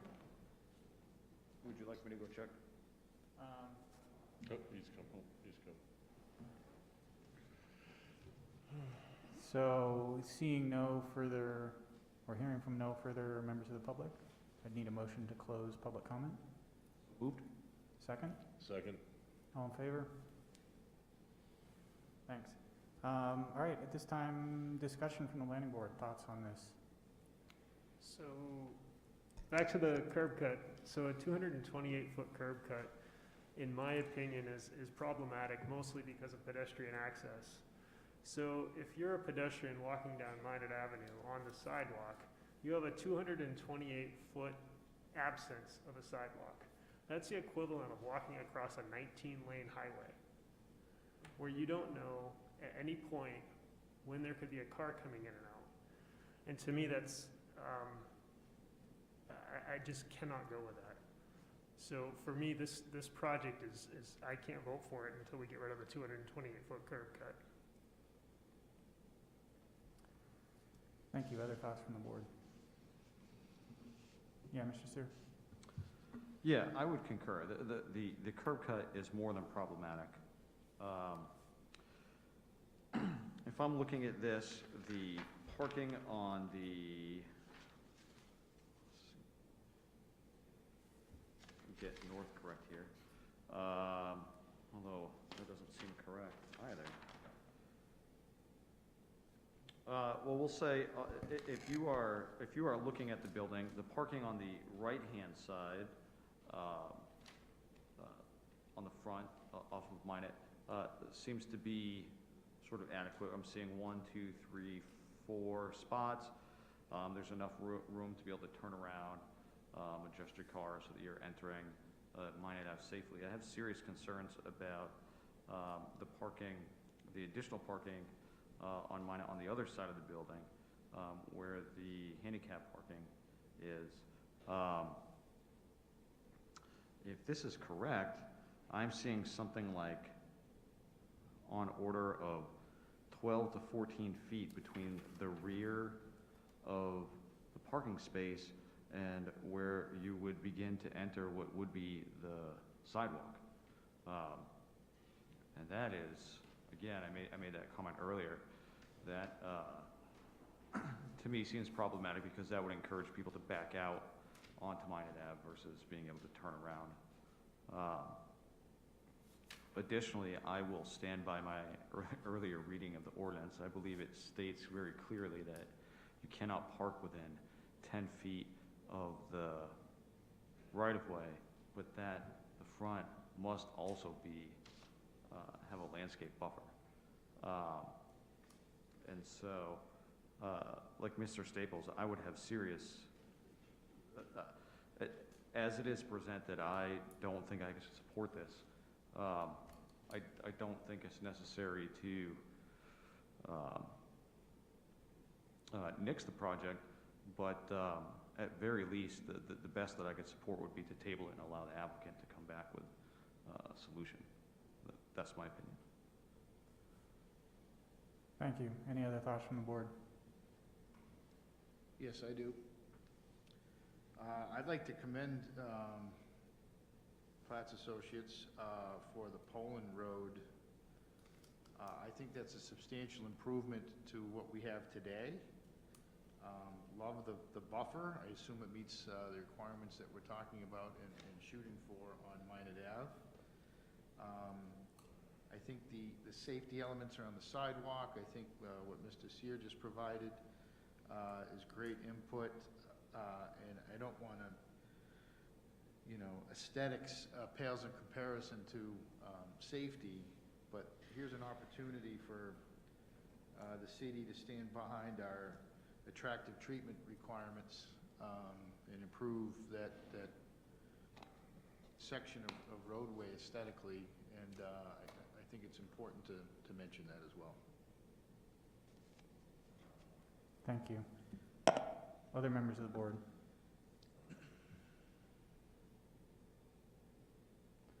I think I just would say that I concur. I think there's an opportunity here potentially to come back with another solution, rethinking this, that actually gets you to your 50% landscaping by rethinking the parking on the Minot Avenue side along with the curb cuts. So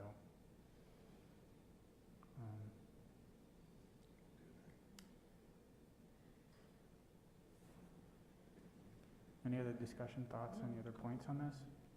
No, I'll just say I know I'm sitting here nodding my head, but I'm in agreement as well. I'm sitting here nodding my head, but I'm in agreement as well.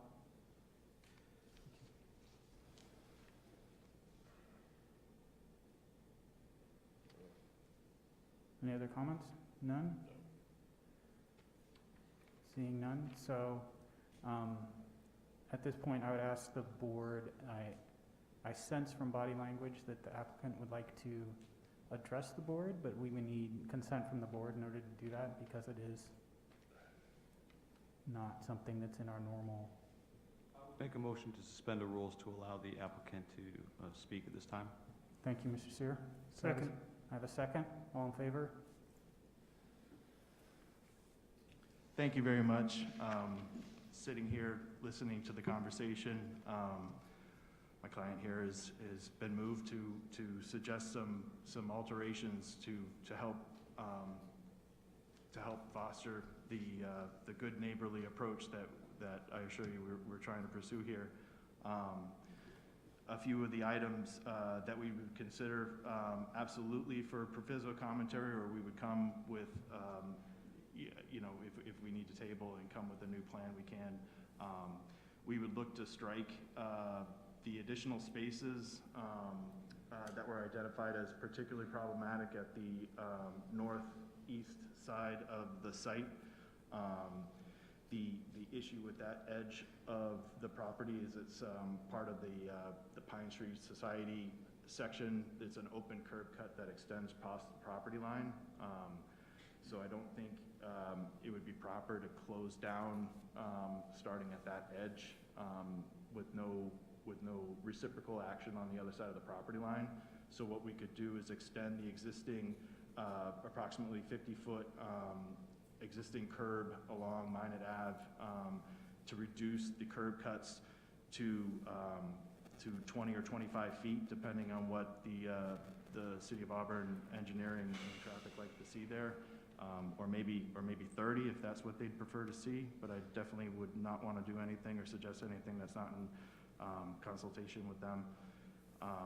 And then we would look to extend again the sidewalk area to the east, to the west, to reduce that other curb cut again to a agreeable width that is in the order of the zoning ordinance request for 20 feet. I just think there's probably negotiation there with traffic professionals to make sure we get the right number, because once all that curb's improved and there, it's probably going to be there for quite a while, just the way it is. And so if that's possible to add as proviso commentary, we are happy to submit to that. If not, then we will submit a new plan if we could table our discussion for another time. Okay, thank you.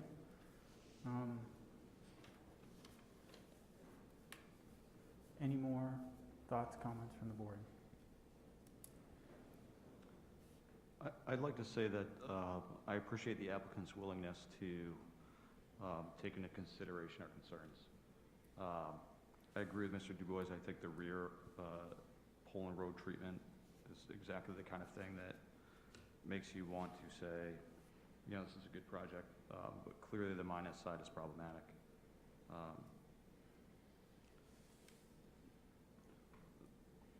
Since we're going to have this discussion, I'll start it now. My personal preference would be to table this and allow the applicant to really put in sort of a thoughtful treatment.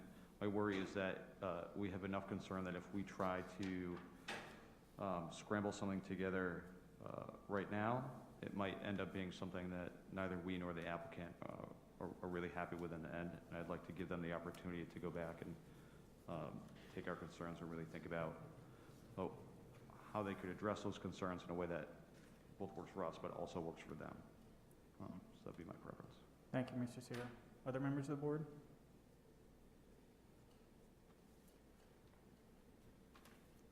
Hearing no one else, I'll just add that I agree with Mr. Sear. I think making edits that are this extensive to the plan on the fly does not seem, is highly unlikely to come to produce an outcome that everybody's happy with.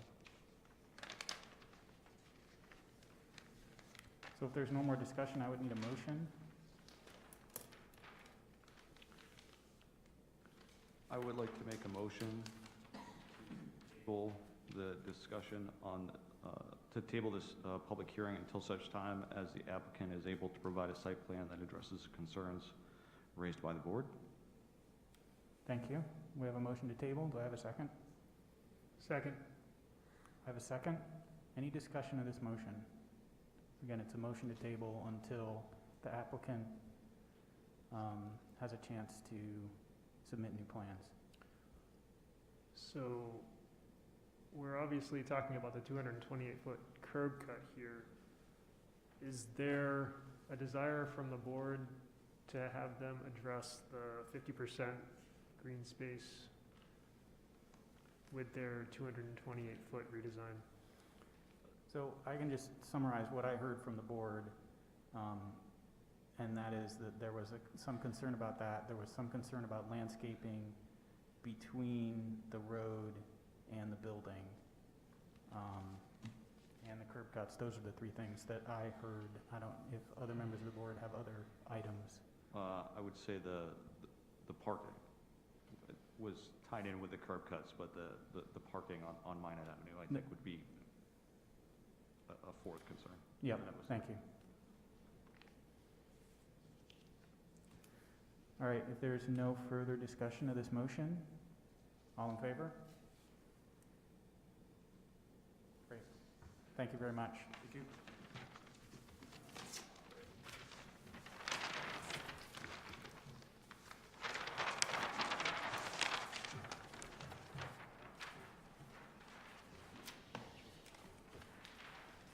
See you. Have a good one. All right, so at this point, we come to item 6 on the agenda, which is a public hearing ordinance amendment, proposed amendment of section 60-34 buildings per lot of the Auburn Code of Ordinances to allow secondary dwelling units where 2 family homes are permitted. Staff? So this is an item that the planning board talked about as a workshop item last month and scheduled a public hearing this month to make a formal recommendation to the city council. It's to allow secondary dwelling units on parcels in all residential zoning districts that permit 2 families. The city council held a workshop on this item at their March 1st meeting, and as part of that discussion, they asked the planning board to consider allowing these secondary dwellings, but with the requirements of a shared driveway, with some reasonable exceptions for safety, site distance, and those sorts of things, and adding the 2-family allowances to the low-density country residential district as part of this provision. They also talked about allowing existing non-conforming homes in the ag zone to also add a secondary dwelling. We think it makes sense to add the secondary dwellings in the low-density country residential, but not so much in the ag zone where single-family homes are already non-conforming.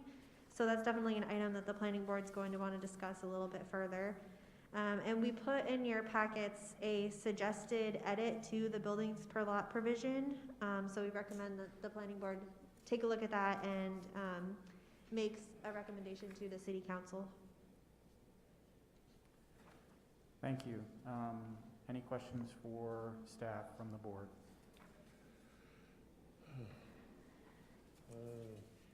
Mr. Martelli?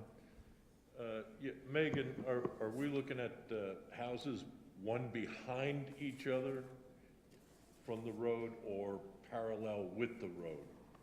I don't think it specifies. The only specification that they're talking about is the use of a shared driveway. Okay, very good. Mr. Sear? So this is a text amendment of the zoning ordinance. Is this coming to us as a city council initiated amendment? It is, yes. Okay. And they took action to send this to us? At the March 1st meeting, they held a workshop and they laid out the items that they want the planning board to consider as part of this. So they didn't take a formal vote on it, but they did make a recommendation for the planning board to consider amending the ordinance with the items that they discussed. Okay. I'm just going to raise a concern that I raised last meeting, which is I find it difficult for the council to ask us to do something if the council hasn't acted. Right? So that's my piece on that. So at this point, I take your point as well, Mr. Sear. Is this something that you would have the planning board see sending a message to the council to request that they take a more formal approach to requesting actions from the planning board? Yeah, the language in the ordinance is quite clear that it is at the request of the council.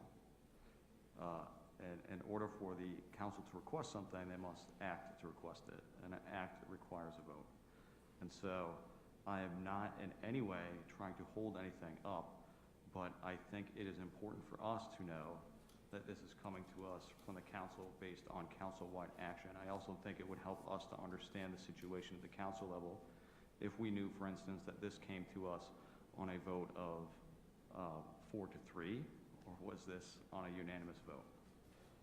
Those are the sorts of things that I think are lost when we don't follow procedure for requiring action. So. Great, thank you. I agreed for my part. Do other members of the board agree that we should make a request to city council on this? A general request. We could also make something specific to this ordinance amendment as well. And that request would look like what? Be that they take action in the form of a vote when they send us items like this that they're requesting that we consider for amending ordinance. See, because really, there are three mechanisms for initiating change to the zoning text. The planning board can initiate it. It can be initiated by the city council, or it can be initiated by a citizen petition. My worry is that if we're not following a clearer process, it is not clear that the council, and by the council I mean the board, the voting entity, not individual councilors, that the council itself chose to initiate this. In the absence of action, it looks like them sending it to us saying, what do you think? Only the reality is we are going to send this back to them, and they will workshop it, and they will vote as though it is a formal text amendment. I think in something like this is not particularly highly controversial, particularly the way it's laid out. I think it makes sense. I really don't see much resistance to the idea. The problem arises that if we fall into convention of doing this, when we run into something that might be controversial, it's easy for someone who has standing to say that improper procedure was followed, and then who knows, maybe it goes away, or maybe the whole thing gets snookered because there weren't 7 people who either said yes or no at one point.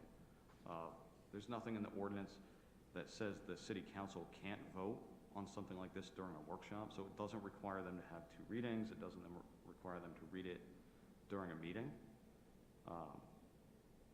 They can take action and send directive during a workshop.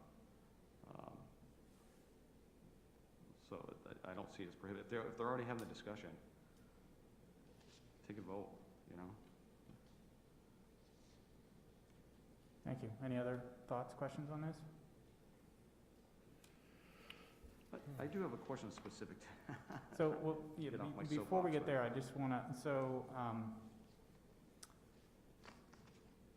my understanding of what I'm hearing is that there is interest. I don't know how widespread it is. I think we probably ought to take action to decide whether or not we're going to do this, to go back to council and request that any recommendations they have for us to consider ordinance changes actually be accompanied or be executed by the action of a vote, by them taking the action through a vote. Do people feel that that is the right thing for us to do?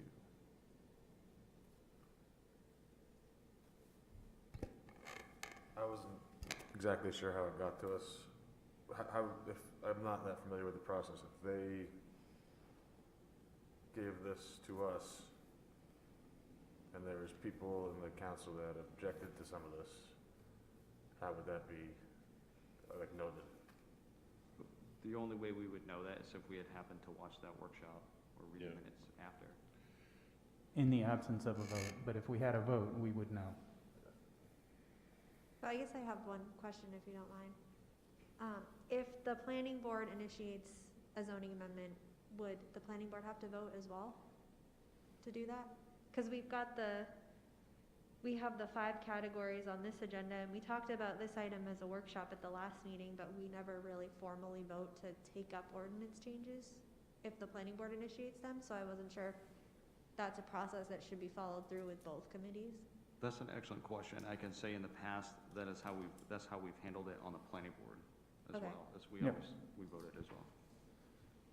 We just haven't had a planning board initiated zone Yeah. change in a while. Yep. Although we do have, as Megan said, we have the items, I guess they're workshops still. So can we vote under the workshop then, I guess should we vote to say, let's take these, we could talk about it when we get there, but, Yeah, we'll talk about it when we get there. Yep. but yes, that would be what we would do. Okay, so this particular item, I don't think it's under Robert's rules, but I would like to vote. So all in favor of sending a letter to the city council asking that they send stuff to us through action. All in favor?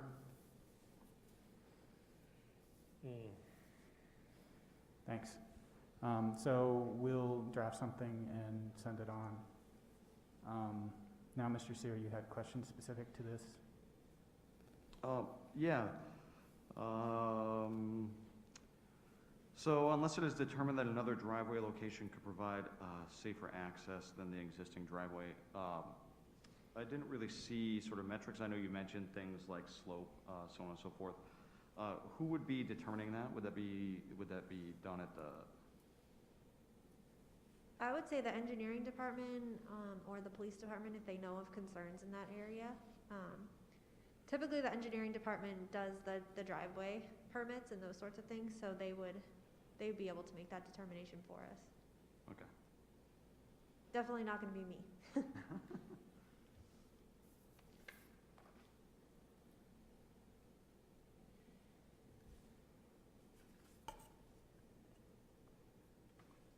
Other questions for staff? So just to clarify, we are proceeding with the ADU. With the what? Secondary dwelling unit. I'm used to being called accessory dwelling unit. Secondary dwelling unit, public hearing, we're proceeding with that. At the moment, we are. I have not had any proposed motion to table that, so that's the item under consideration. I'll remind planning board members that they are free to make motions on actions at any time. So I would have a question for staff then. To me, it seems to make sense that if it's, are we calling this secondary? Yeah, secondary dwelling unit. To me, that, if it's secondary, then it shouldn't be bigger than the primary. But I don't see any mention of size restrictions in here. So the ordinance right now, this provision, it doesn't call it secondary dwellings, it calls it buildings per lot. But we wanted to specify that it would be for an additional dwelling unit as opposed to a residential zoning district that puts up something that's not allowed in one of the residential zoning districts. So we thought it would be important to specify a secondary residential dwelling.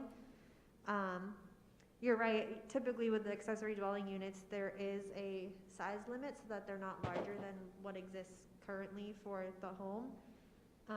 I don't think that was the intent with the secondary dwelling unit here. It's not really an accessory dwelling unit, it's allowing someone to construct a second home on their property. So I don't think the intent is really to create an accessory dwelling unit, but if that's the direction the planning board wants to go, then that can certainly be part of your recommendation.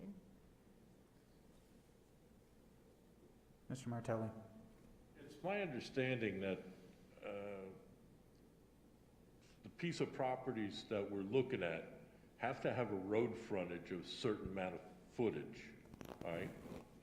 I believe 250 is the number. If you have a house on one side of the driveway, and this driveway is basically in the middle of that 250, you're looking at 125, all right? He's still got plenty of room to build another house on the other side. So. Right, but under the current ordinance, you can't put a second house on that lot because of this provision that says no more than one principal building can be constructed on any lot in any residential zoning district.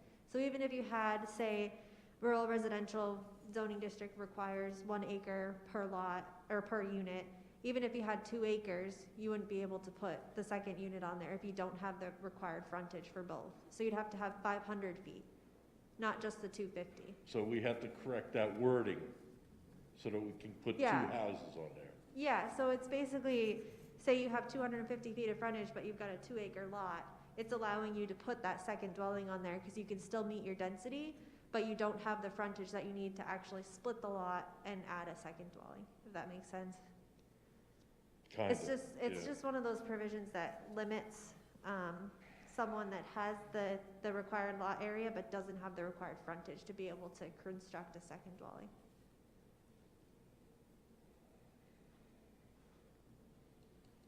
Any other questions for staff? Yeah, Mr. Du Bois. Yeah, so we talk about size. The secondary dwelling shouldn't be any larger than the primary. But I also know that we're in Maine, and many people choose to have garages that are larger than their homes. Yeah. And if a second story of a garage were to be converted to a dwelling, we would need to account for that, right? I mean, that would be acceptable under what this is proposing? Yeah, well, if it's in a garage that's attached to a house, and they have the required lot area for that, for a two-family, they could do that now. If they had a detached garage and wanted to put an apartment above that, then it would become a second principal structure, and then this would kick in. Right. So. But that structure could be larger than the primary home by nature of what the structure is. Garage underneath, dwelling above, the entire structure could be larger, I guess is my point.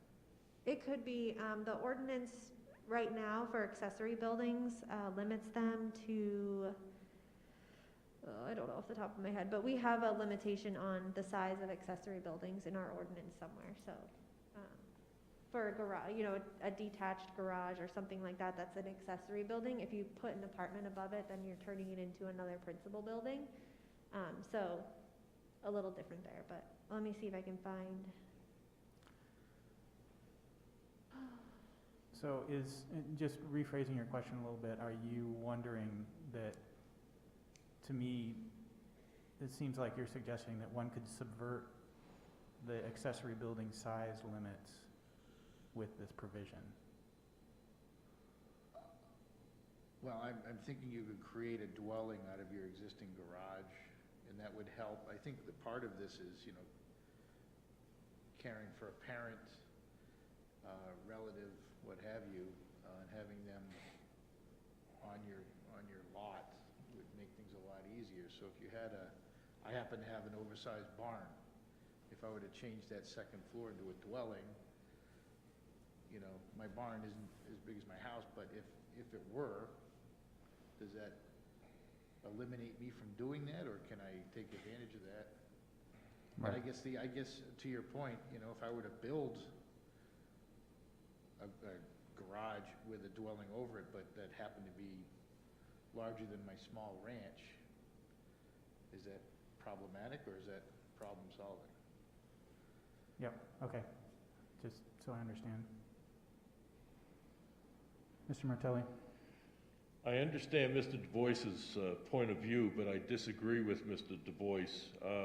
I believe that if I were to own a piece of property that had 250 foot of frontage with a driveway in the middle, and I'm living in a bungalow, and I hit the lottery and I'm able to build a big house over here, I should be able to build a big house, all right? It doesn't need to be limited to a garage or a gambrel style or anything like that. Then I could rent out that first house that I lived in, that little bungalow. That's what I'm looking at. I don't want to be confined into having to build a garage with a gambrel style with just a one-bedroom apartment upstairs. I want to be able to build a nice house over here for myself. At the moment, what is in front of us does not have any limitations on size of an additional dwelling. I understand, but I don't want to get into that track of having to build a garage on that piece. Okay, I don't think, yeah, understood. Thank you. Yeah, that wasn't my intention either, but we're focusing on the secondary dwelling, and does that require a smaller footprint because it's secondary? And I would suggest that no, it doesn't. But but there are no parameters. Again, I disagree with you. Instead of going smaller, I would look at bigger, and the reason why is because then you could get more taxes for the city, all right?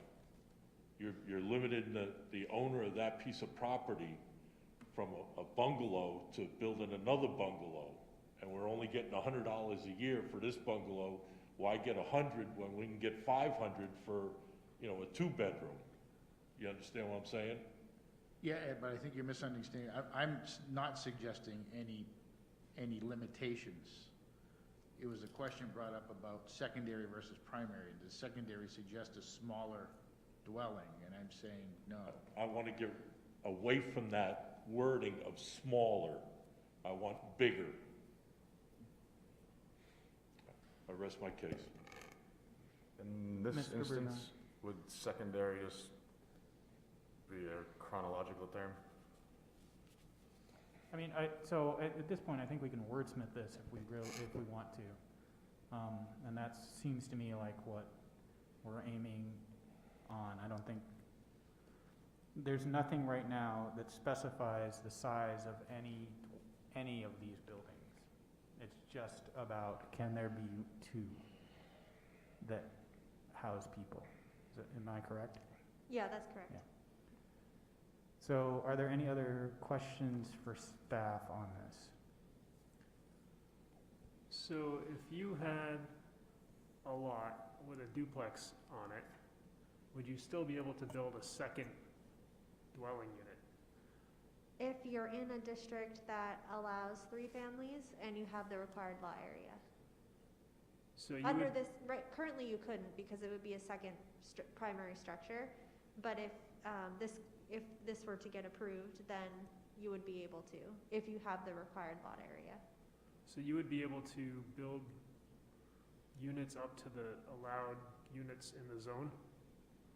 Potentially, the way we say it is secondary dwelling, so we're limiting it to 2 buildings with the way that the language is phrased. So I don't think you'd be able to put like several buildings on the lot, but an additional building, maybe an additional duplex, so you have 2 duplexes, as long as you have the required lot area, that would be fine under what's proposed or suggested for language.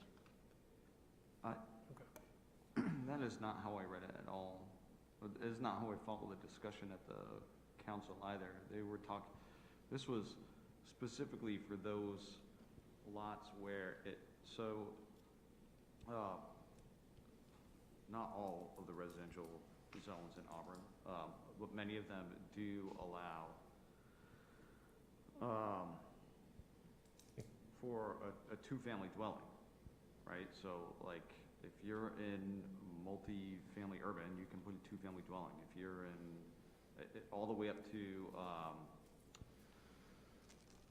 urban residential, and I think, does it stop at, I think, is it low density rural residential is where that stops, maybe?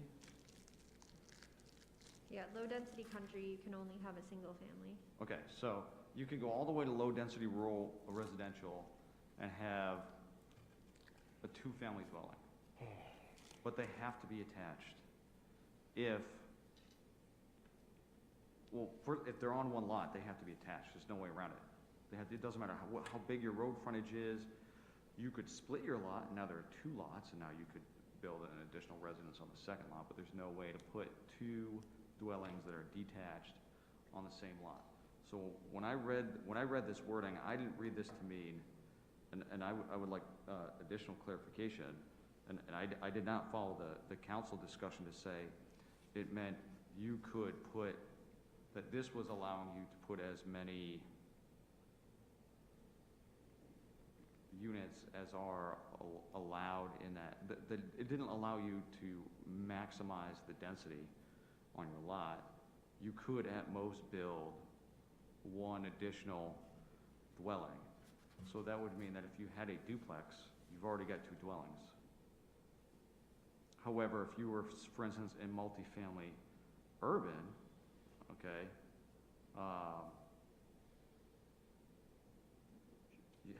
it's a non-issue, because if your lot is big enough, you could put another duplex on there anyway. Like, you don't actually need this ordinance. That situation isn't affecting you, right? That's why I brought it up. I wanted to talk it out. Yeah, I guess I read that in the same way. You know, when I say secondary dwelling units with required lot area where 2 families are permitted, seems to me to be specific in the way that Mr. Sear is talking about. So that's the way I read it as the intended purpose, but that's not the way that I feel that it reads here. So I feel like we might want to change some of the wording to incorporate that sentiment. Okay.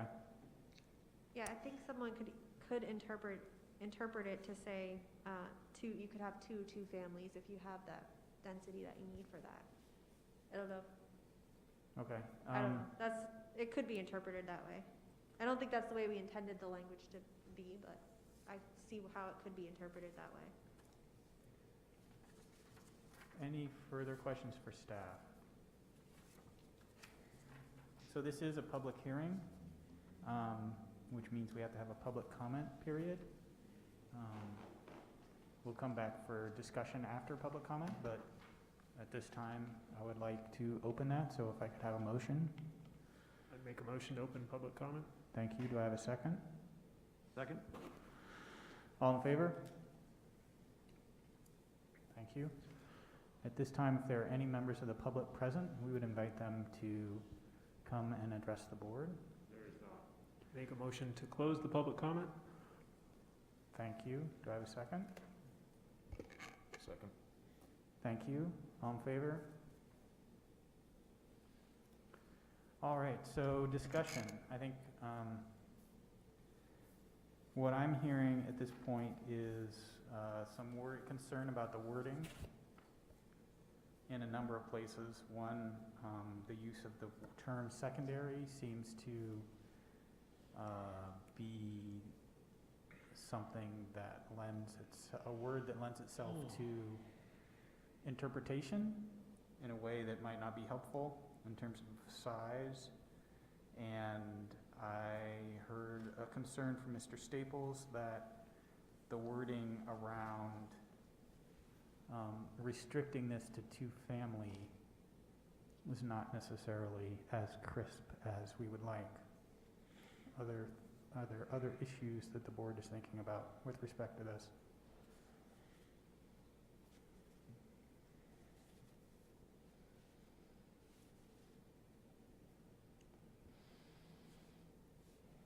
Okay, so hearing none, I think we need to figure out how to proceed. We don't have to, do we have to resolve this tonight? I guess that's a question for staff. It's reserved on the city council agenda as a first reading for March 15th, but. But there's nothing in our rules that say we have to resolve this tonight? No. Okay.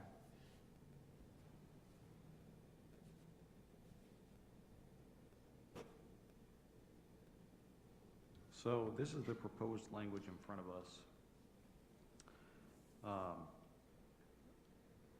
I think the issue is that we say secondary dwelling units.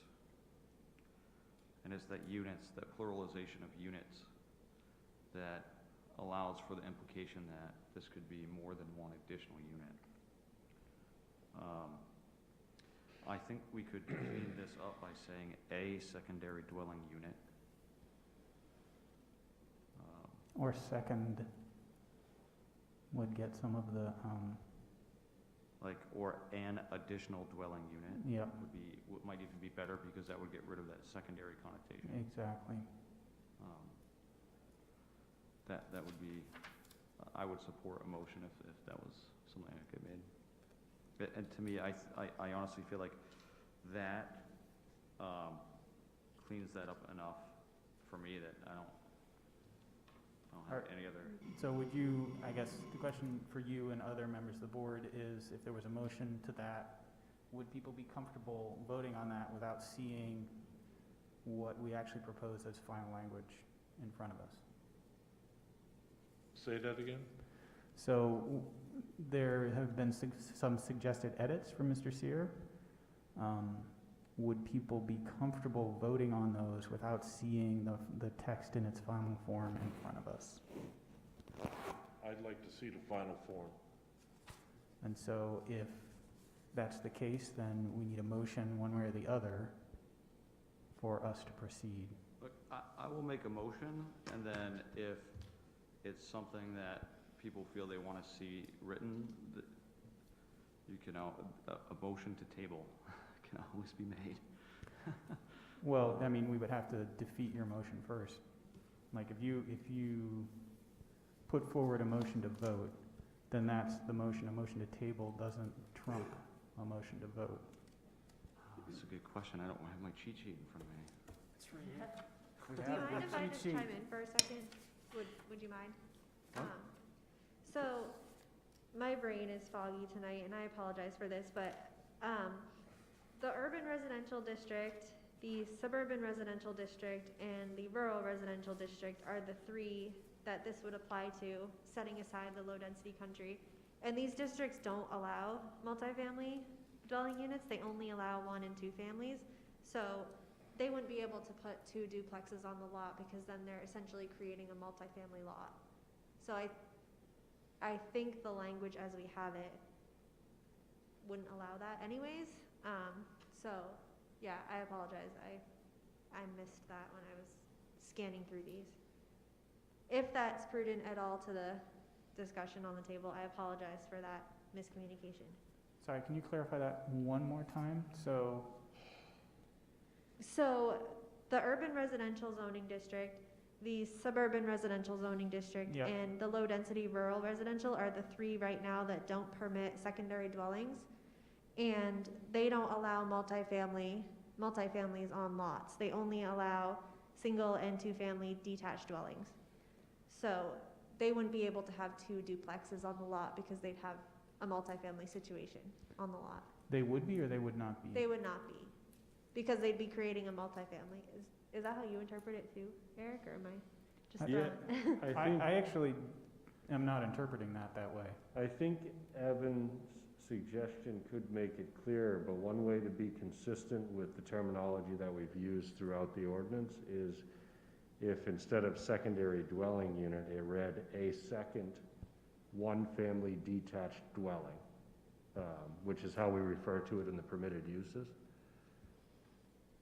And then we have a definition to rely on for what a 1-family detached dwelling is.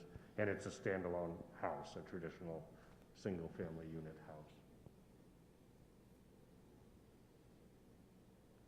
So you're saying a single 1-family, A second, instead of secondary, just a second. 1-family detached dwelling unit. Dwelling unit, the way that we refer to it in the use regulations. All right, I'll go along with the 1-family detached dwelling. Now, they're gonna want a garage. Is that gonna include a garage? You can do accessory structures in any zone, so you can Right. do a garage for any Right. unit. So as I read that, residential areas of single and 2-family detached dwellings seems to me, so that's referring to a single building? Single and 2-family? A 2-family detached dwelling is 2 units in a single structure. Okay. What So- we're talking about is an allowance for a second 1-family detached dwelling on a parcel. Right, but we could still have a 2-family dwelling and an additional 1-family dwelling. So you're saying a duplex on the other side of the property? I don't That's- know. Right. Yeah, that's not the intent. I guess I read it as It's not the intent, but that's how I read it. with required lot area where 2 families are permitted.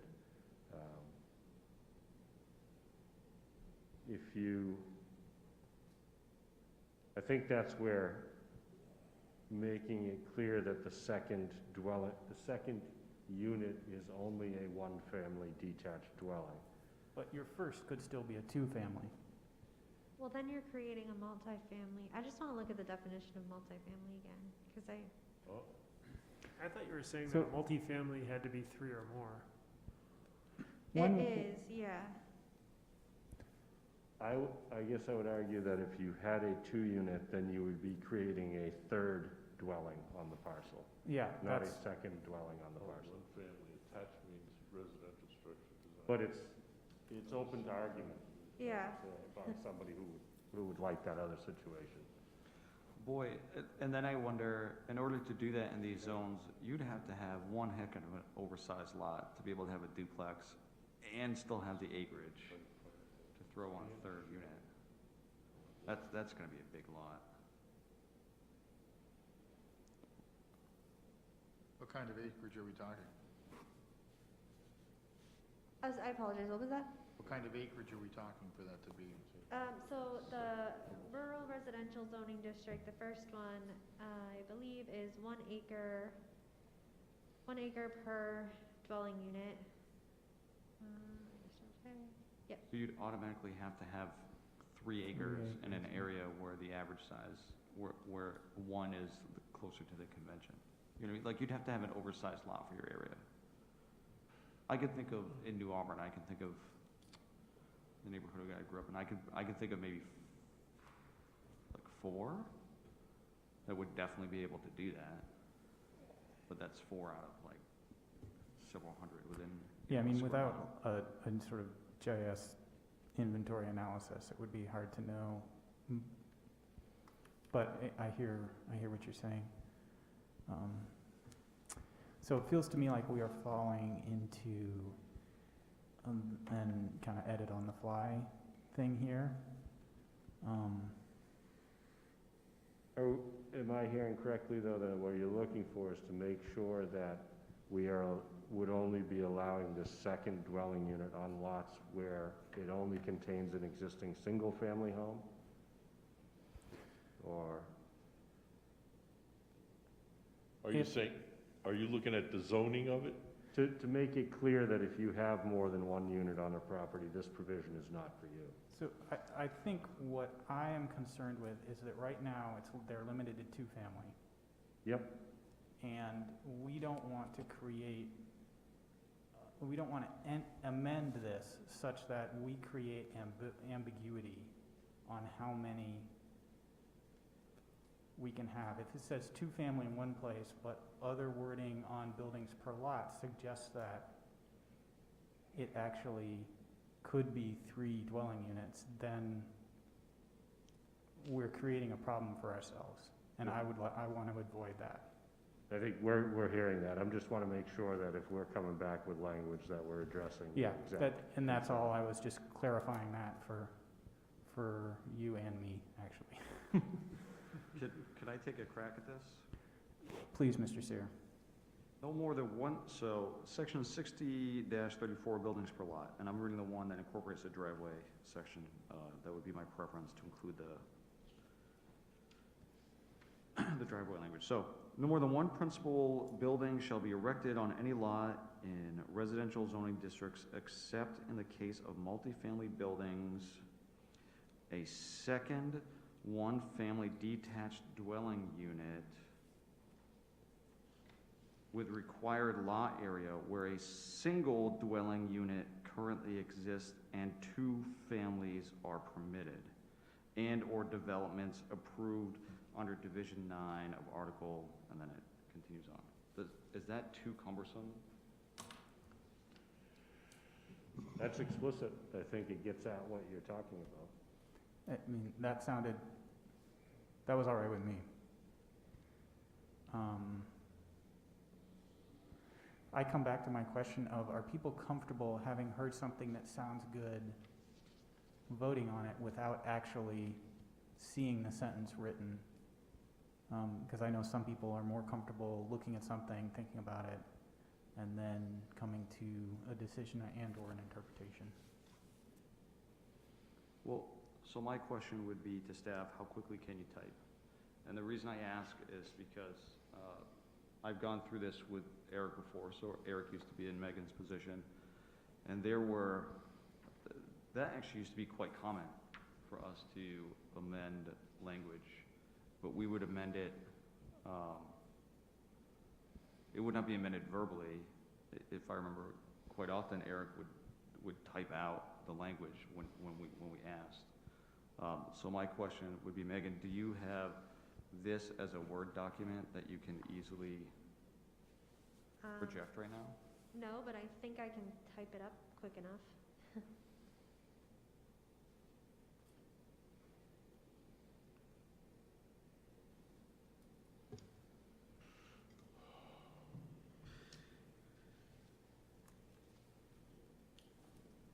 Mr. Chair? Yes. I see in the background that this is an initiative to increase housing opportunities in the city. And I guess if you increase it by 1, you've accomplished that. But I would love to learn what the true intent is.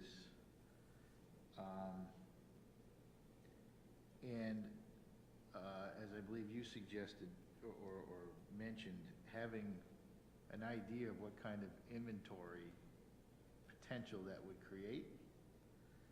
And Wow, Megan, you have a good, oh, shit, you wrote it down. and looking to see if that really is going to meet its intended goal. Because I'm guessing, you know, talking in extremes, if it were to create 1 lot, that probably doesn't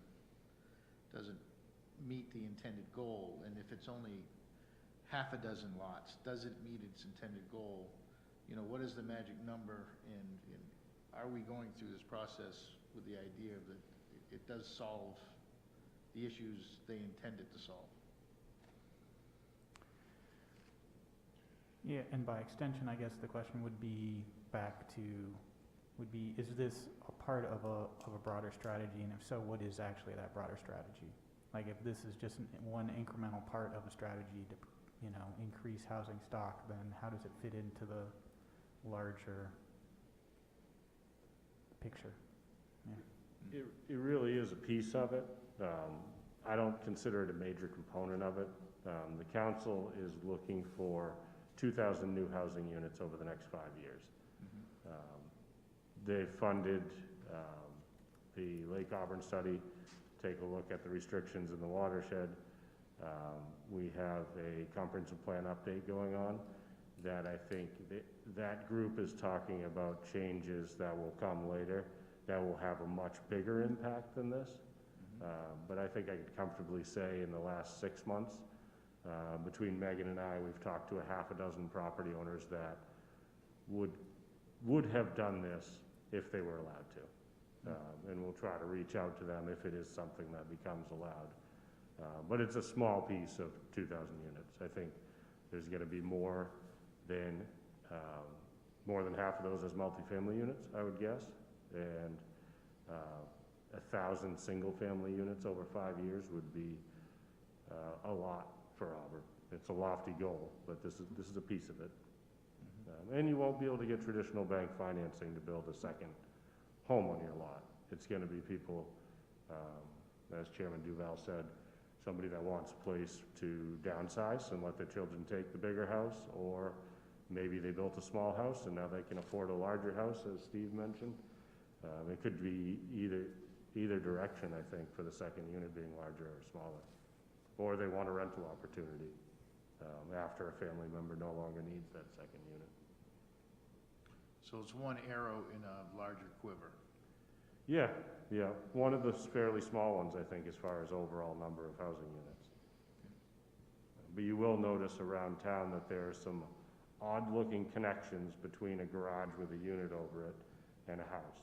Long, narrow walkways with a covered roof, or a long breezeway that people built just because they wanted this and they had to be in a single structure. Can I, the last sentence that says secondary dwelling units, I think we probably need to address. What would it look like if it said the second one-family detached dwelling unit shall share a? So we just use the same, you know what I mean? Like use the same language to describe it, I guess, in an effort, as Eric said, to be consistent.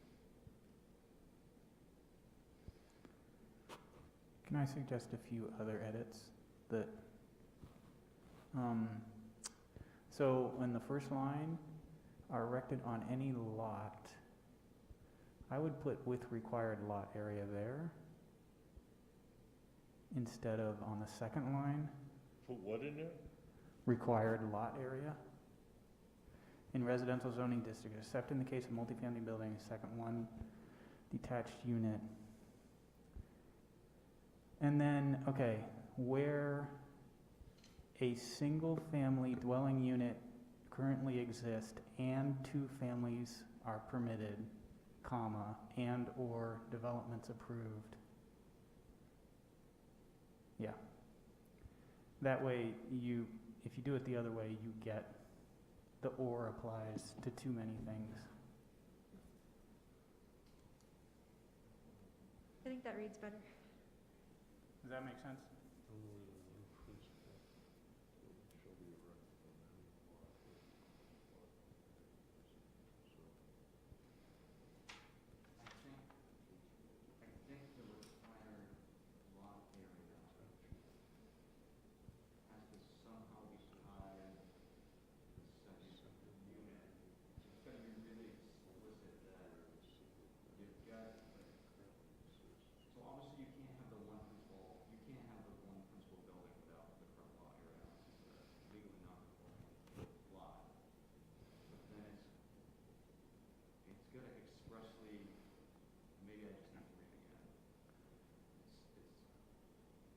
Yeah, no, actually, I think you're right. I would take it out of there, sorry.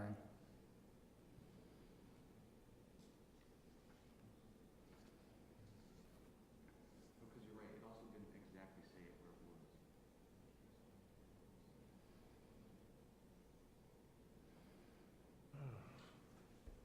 Yeah, I guess maybe you put it back where it was, but do you know what I mean? Like, I was looking like. Yeah, so but I think where I'm tripping up is in the case of multifamily buildings, we don't want a second, in that case, we don't want a second one-family detached dwelling unit. You don't want a multi. No, so I'm just reading what it says up there. And when we say, no more than one building shall be erected on any lot, blah, blah, blah, blah, blah, except in the case of. The multifamily buildings is gonna be in two dwellings, so like. The multi. You can't have more than one, except if you have a multifamily or a detached single, where you have a lot large enough to have a second dwelling unit. Yeah, Matt, where are you tripping up, Mr. Chairman? I'm not following you. So right now, if you just take the first part of that, no more than one principal building shall be erected on any lot with required lot area in residential zoning districts, except in the case of multifamily buildings, period. And then what you want to actually say is a second, so I'm going to paraphrase for now because I can't think of the words, but then what I thought I heard we were trying to say is if there is a single family residence, we want to allow for a second single family residence. Yes. Right? Yes. The way it's written without that period, That's not written that way. it is, in the case of multifamily buildings, you can have a second one family. So we're actually mandating what we don't want. Would it be better to put road frontage rather than lot size? No. Because it's listing out, so it's like. You could say a second one-family detached dwelling unit may be built where a single-family dwelling unit currently exists and two families are permitted and/or developments, blah, blah, blah. And put your lot size in there. That would work. But I can see why they wrote it the way they did before, because we do that all the time for ordinance. It's a list. So it just, I see what you're saying, like, you could read it in such a way that you don't read it as a list, right? Because in the case O, it doesn't imply, okay, after the word O, you are now reading the list of things you can do, right? Like, that's the way it was intended, like, O, colon, here's the list, right? Like, that's you're saying. If you don't see it as a list, it doesn't read as a list. Yeah, I'm a good lawyer. I mean, I'm not a lawyer, but if the words can be read ambiguously, I think that poses a problem. Like, I'm just thinking about the next time it comes in front of the planning board. I'm sorry to stick us in the mud here.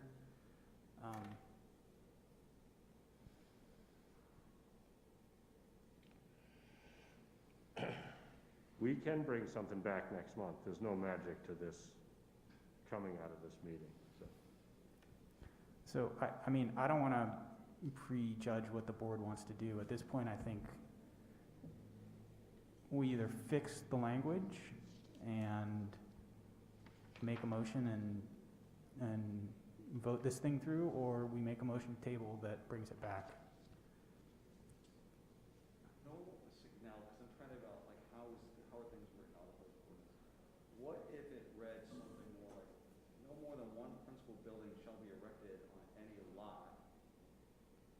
Because the required lot area was the other spot, right? So, no more than one principal building shall be erected on any lot, except that a multifamily building So- or a second, right? No, We don't need to actually talk about multifamily buildings in this sentence at all. Because that's one principal building, right? So, The reason it's there is so that you can say that, two-family is already allowed in these zoning districts. The multifamilies are allowed in fewer zoning districts than two families. And anytime you have a multifamily building, it is 3 or more units by definition. So it's coming to 3, multifamily is 3 or more. So- You have a 1-family, you have a 2-family, and a multi is 3 or more. Those are coming to the planning board as part of a subdivision. We want to make sure that those, when they're coming as part of a subdivision, you could have more than one building on a lot. So why is multifamily even in this sentence then? Yeah, could we maybe put 2 subsections under section 60-34, so section A is for single family and section B is for multifamily? That way, we don't have to have it all in one hard to read sentence. well, if So- multifamily is, does it have to say multifamily? 'Cause this is I think so, to make it clear that the planning board can approve more than one multifamily structure, which is one structure with 3 or more units. You can approve more than one of those on a parcel in a residential zone where multifamily structures are allowed. Are allowed. What if it said, except that a multifamily building, and then we move that and/or developments? So it would be multifamily building or developments approved under Division 9, and then we went into the 1-family detached at the end. So I'm conscious of time and our agenda, and the difficulty that we're having editing this in real time at the moment. Agreed. Agree. I need somebody to make a motion. I'd like to make a motion that we table this until the next meeting when we have a reworded section to consider. Thank you. We have a motion. Do I have a second? It's got to be verbal. I'll second that. Okay, that's a second. Any discussion of this motion? All those in favor? Aye. Thank you. So close. Painful. It was Megan? close. Are you gonna send us a copy of that so that we can think on it? Yep, I can do that. You want the copy of exactly what was up on the screen? Just what you had up Yeah. there, Okay. thank you. Okay, moving on to item 7, which is a public hearing on the corrections of improperly referenced ordinance items, specifically spelling, capitalization, and word placement errors in Chapter 60. So we reviewed a lot of these before, and they felt fairly routine to me. So with the board's permission, I would, after hearing from the public, entertain a motion from the board to pass this without prolonged discussion.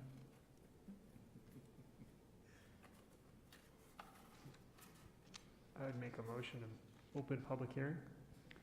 Thank you. Do I have a second? Second. All right, at this time, if there are any members of the public present who would like to discuss these corrections to Chapter 60? No one's there. Hearing none, I would need a motion to close public comment. So moved. Second. All in favor? Aye. Great. At this point, if we all agree that these corrections should be made, I would need a motion.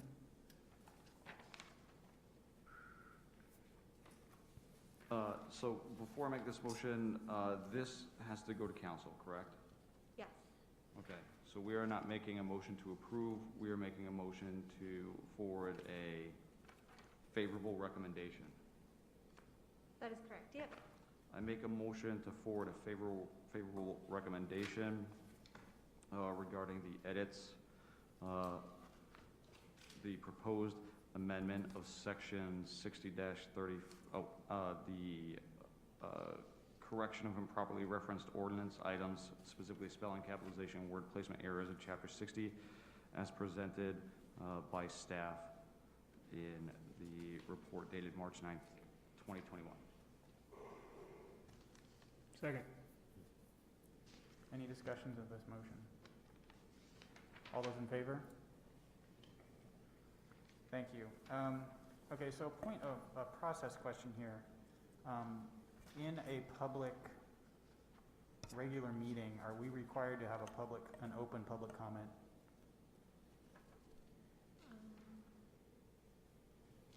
Yeah, we have that on the, you mean on the agenda? Yeah, but are we actually required to have it? Yeah. So at this point, I would just under unanimous consent, like to move to item 10 on the agenda, public comment. Does anybody object? Just to move that up in the order to... Move it up in the order? Yep. Yep, to be in place of, not in place of, but before item 8, the workshop. Go for it.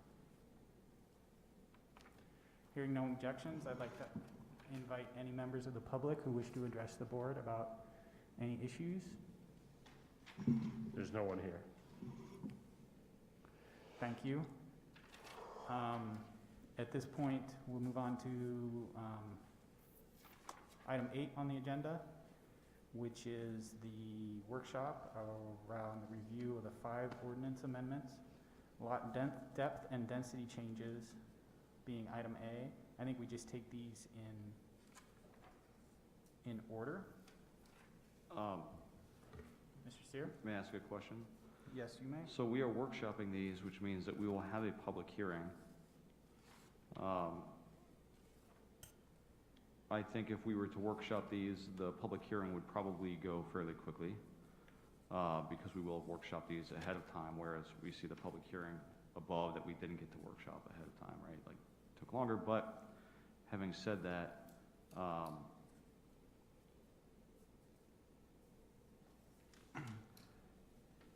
I would make a motion, and obviously, you know, it's just a motion.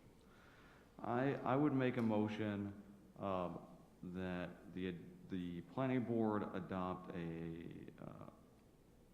initiate a zoning change for items described under item A workshop, 8 workshop, A, B, C, D, and E,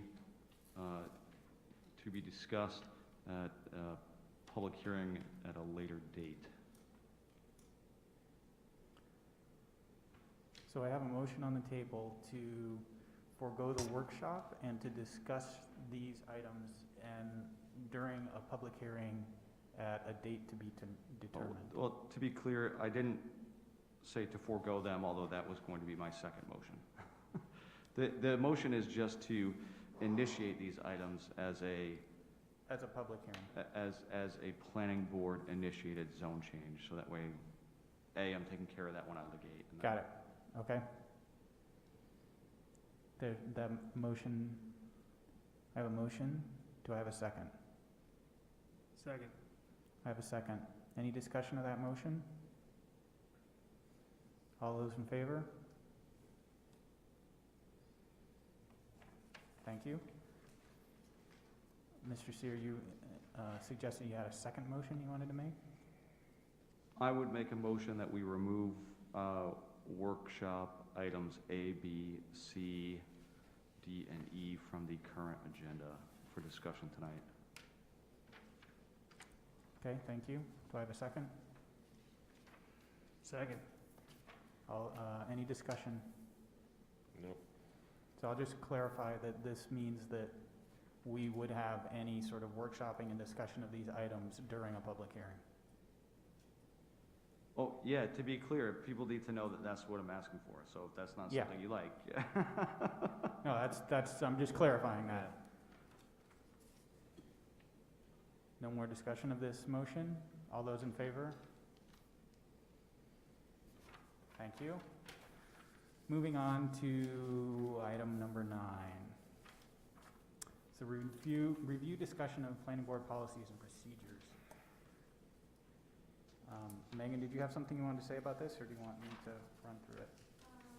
Not really. You received the correspondence from the city attorney on incorporating Robert's Rules of Orders into the current policies and procedures, and really nothing in there was, I guess, a substantial edit. It was mainly just some spelling corrections and making sure to clarify what some words are referring to in terms of members and FOIA regulations and those sorts of things. And I guess the only bigger piece that he had was just to make sure that as part of a motion to approve the policies and procedures, the planning board clarifies that Robert's rules are not adopted in their entirety. And so just making sure that that's clear as part of your approving all of this. Thank you. Any questions about the information from Mr. Malloy or the changes to the policies and procedures?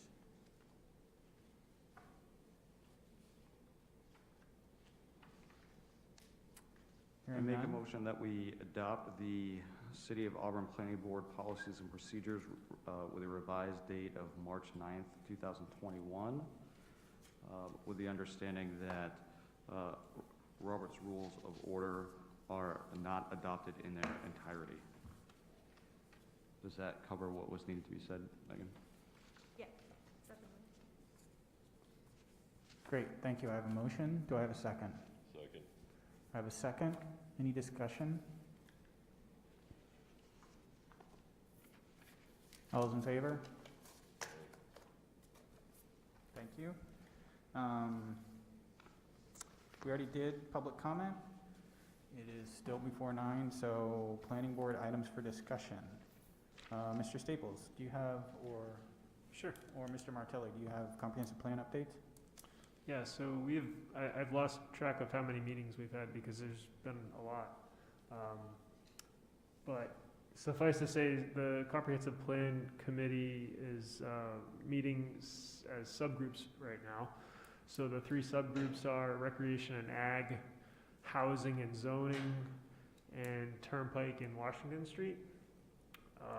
Over the last month, I think each subgroup met at least twice. We have a meeting scheduled, it's next Thursday night, I believe. It's the first time that the group has met, the entire comprehensive group committee has met together in a couple of months now. The last time was January. So at this time, each subgroup will bring forward, I think it's 1 or 2 recommendations to discuss with the larger group.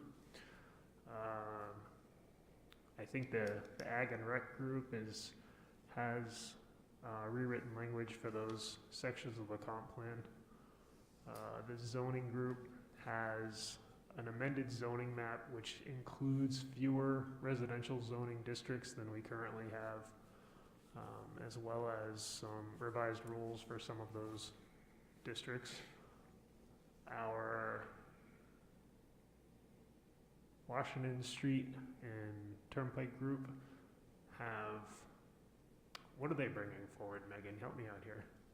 They've got a revised Turnpike chapter, and they've also laid out a policy, or a policy and intent document, that's gonna be presented to the bigger group next week.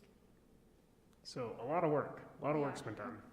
So I'm hoping at this point, so once the bigger group meets, is the intent to forward those items as we complete them? Or are we going to wait until the entire comp plan has been subcommitted for us to move those to planning board and council? I think they wanted to split it up, so it's not one large chunk that the planning board's getting at once, but Okay. I don't know what's gonna come out of that meeting next week, cause it's the first time the larger group is seeing all this stuff, so maybe we'll have a few recommendations, hopefully. We'll see. Right. Yeah, it's a lot to throw at everybody, and I would Yeah. imagine it's gonna be a long meeting, and I wouldn't be surprised if it went on to another month, but Yeah, I think so. We'll see. And I would just add that I did talk with Phil Kroll about a week ago, and we're talking about trying to schedule a joint workshop with the planning board and council for them to present their first set of recommendations. So you both get a chance as two groups to talk about it in a single workshop. Great. that's gonna be busy with the budget season.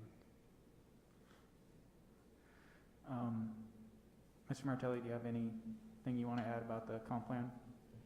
Our next meeting is on the 18th.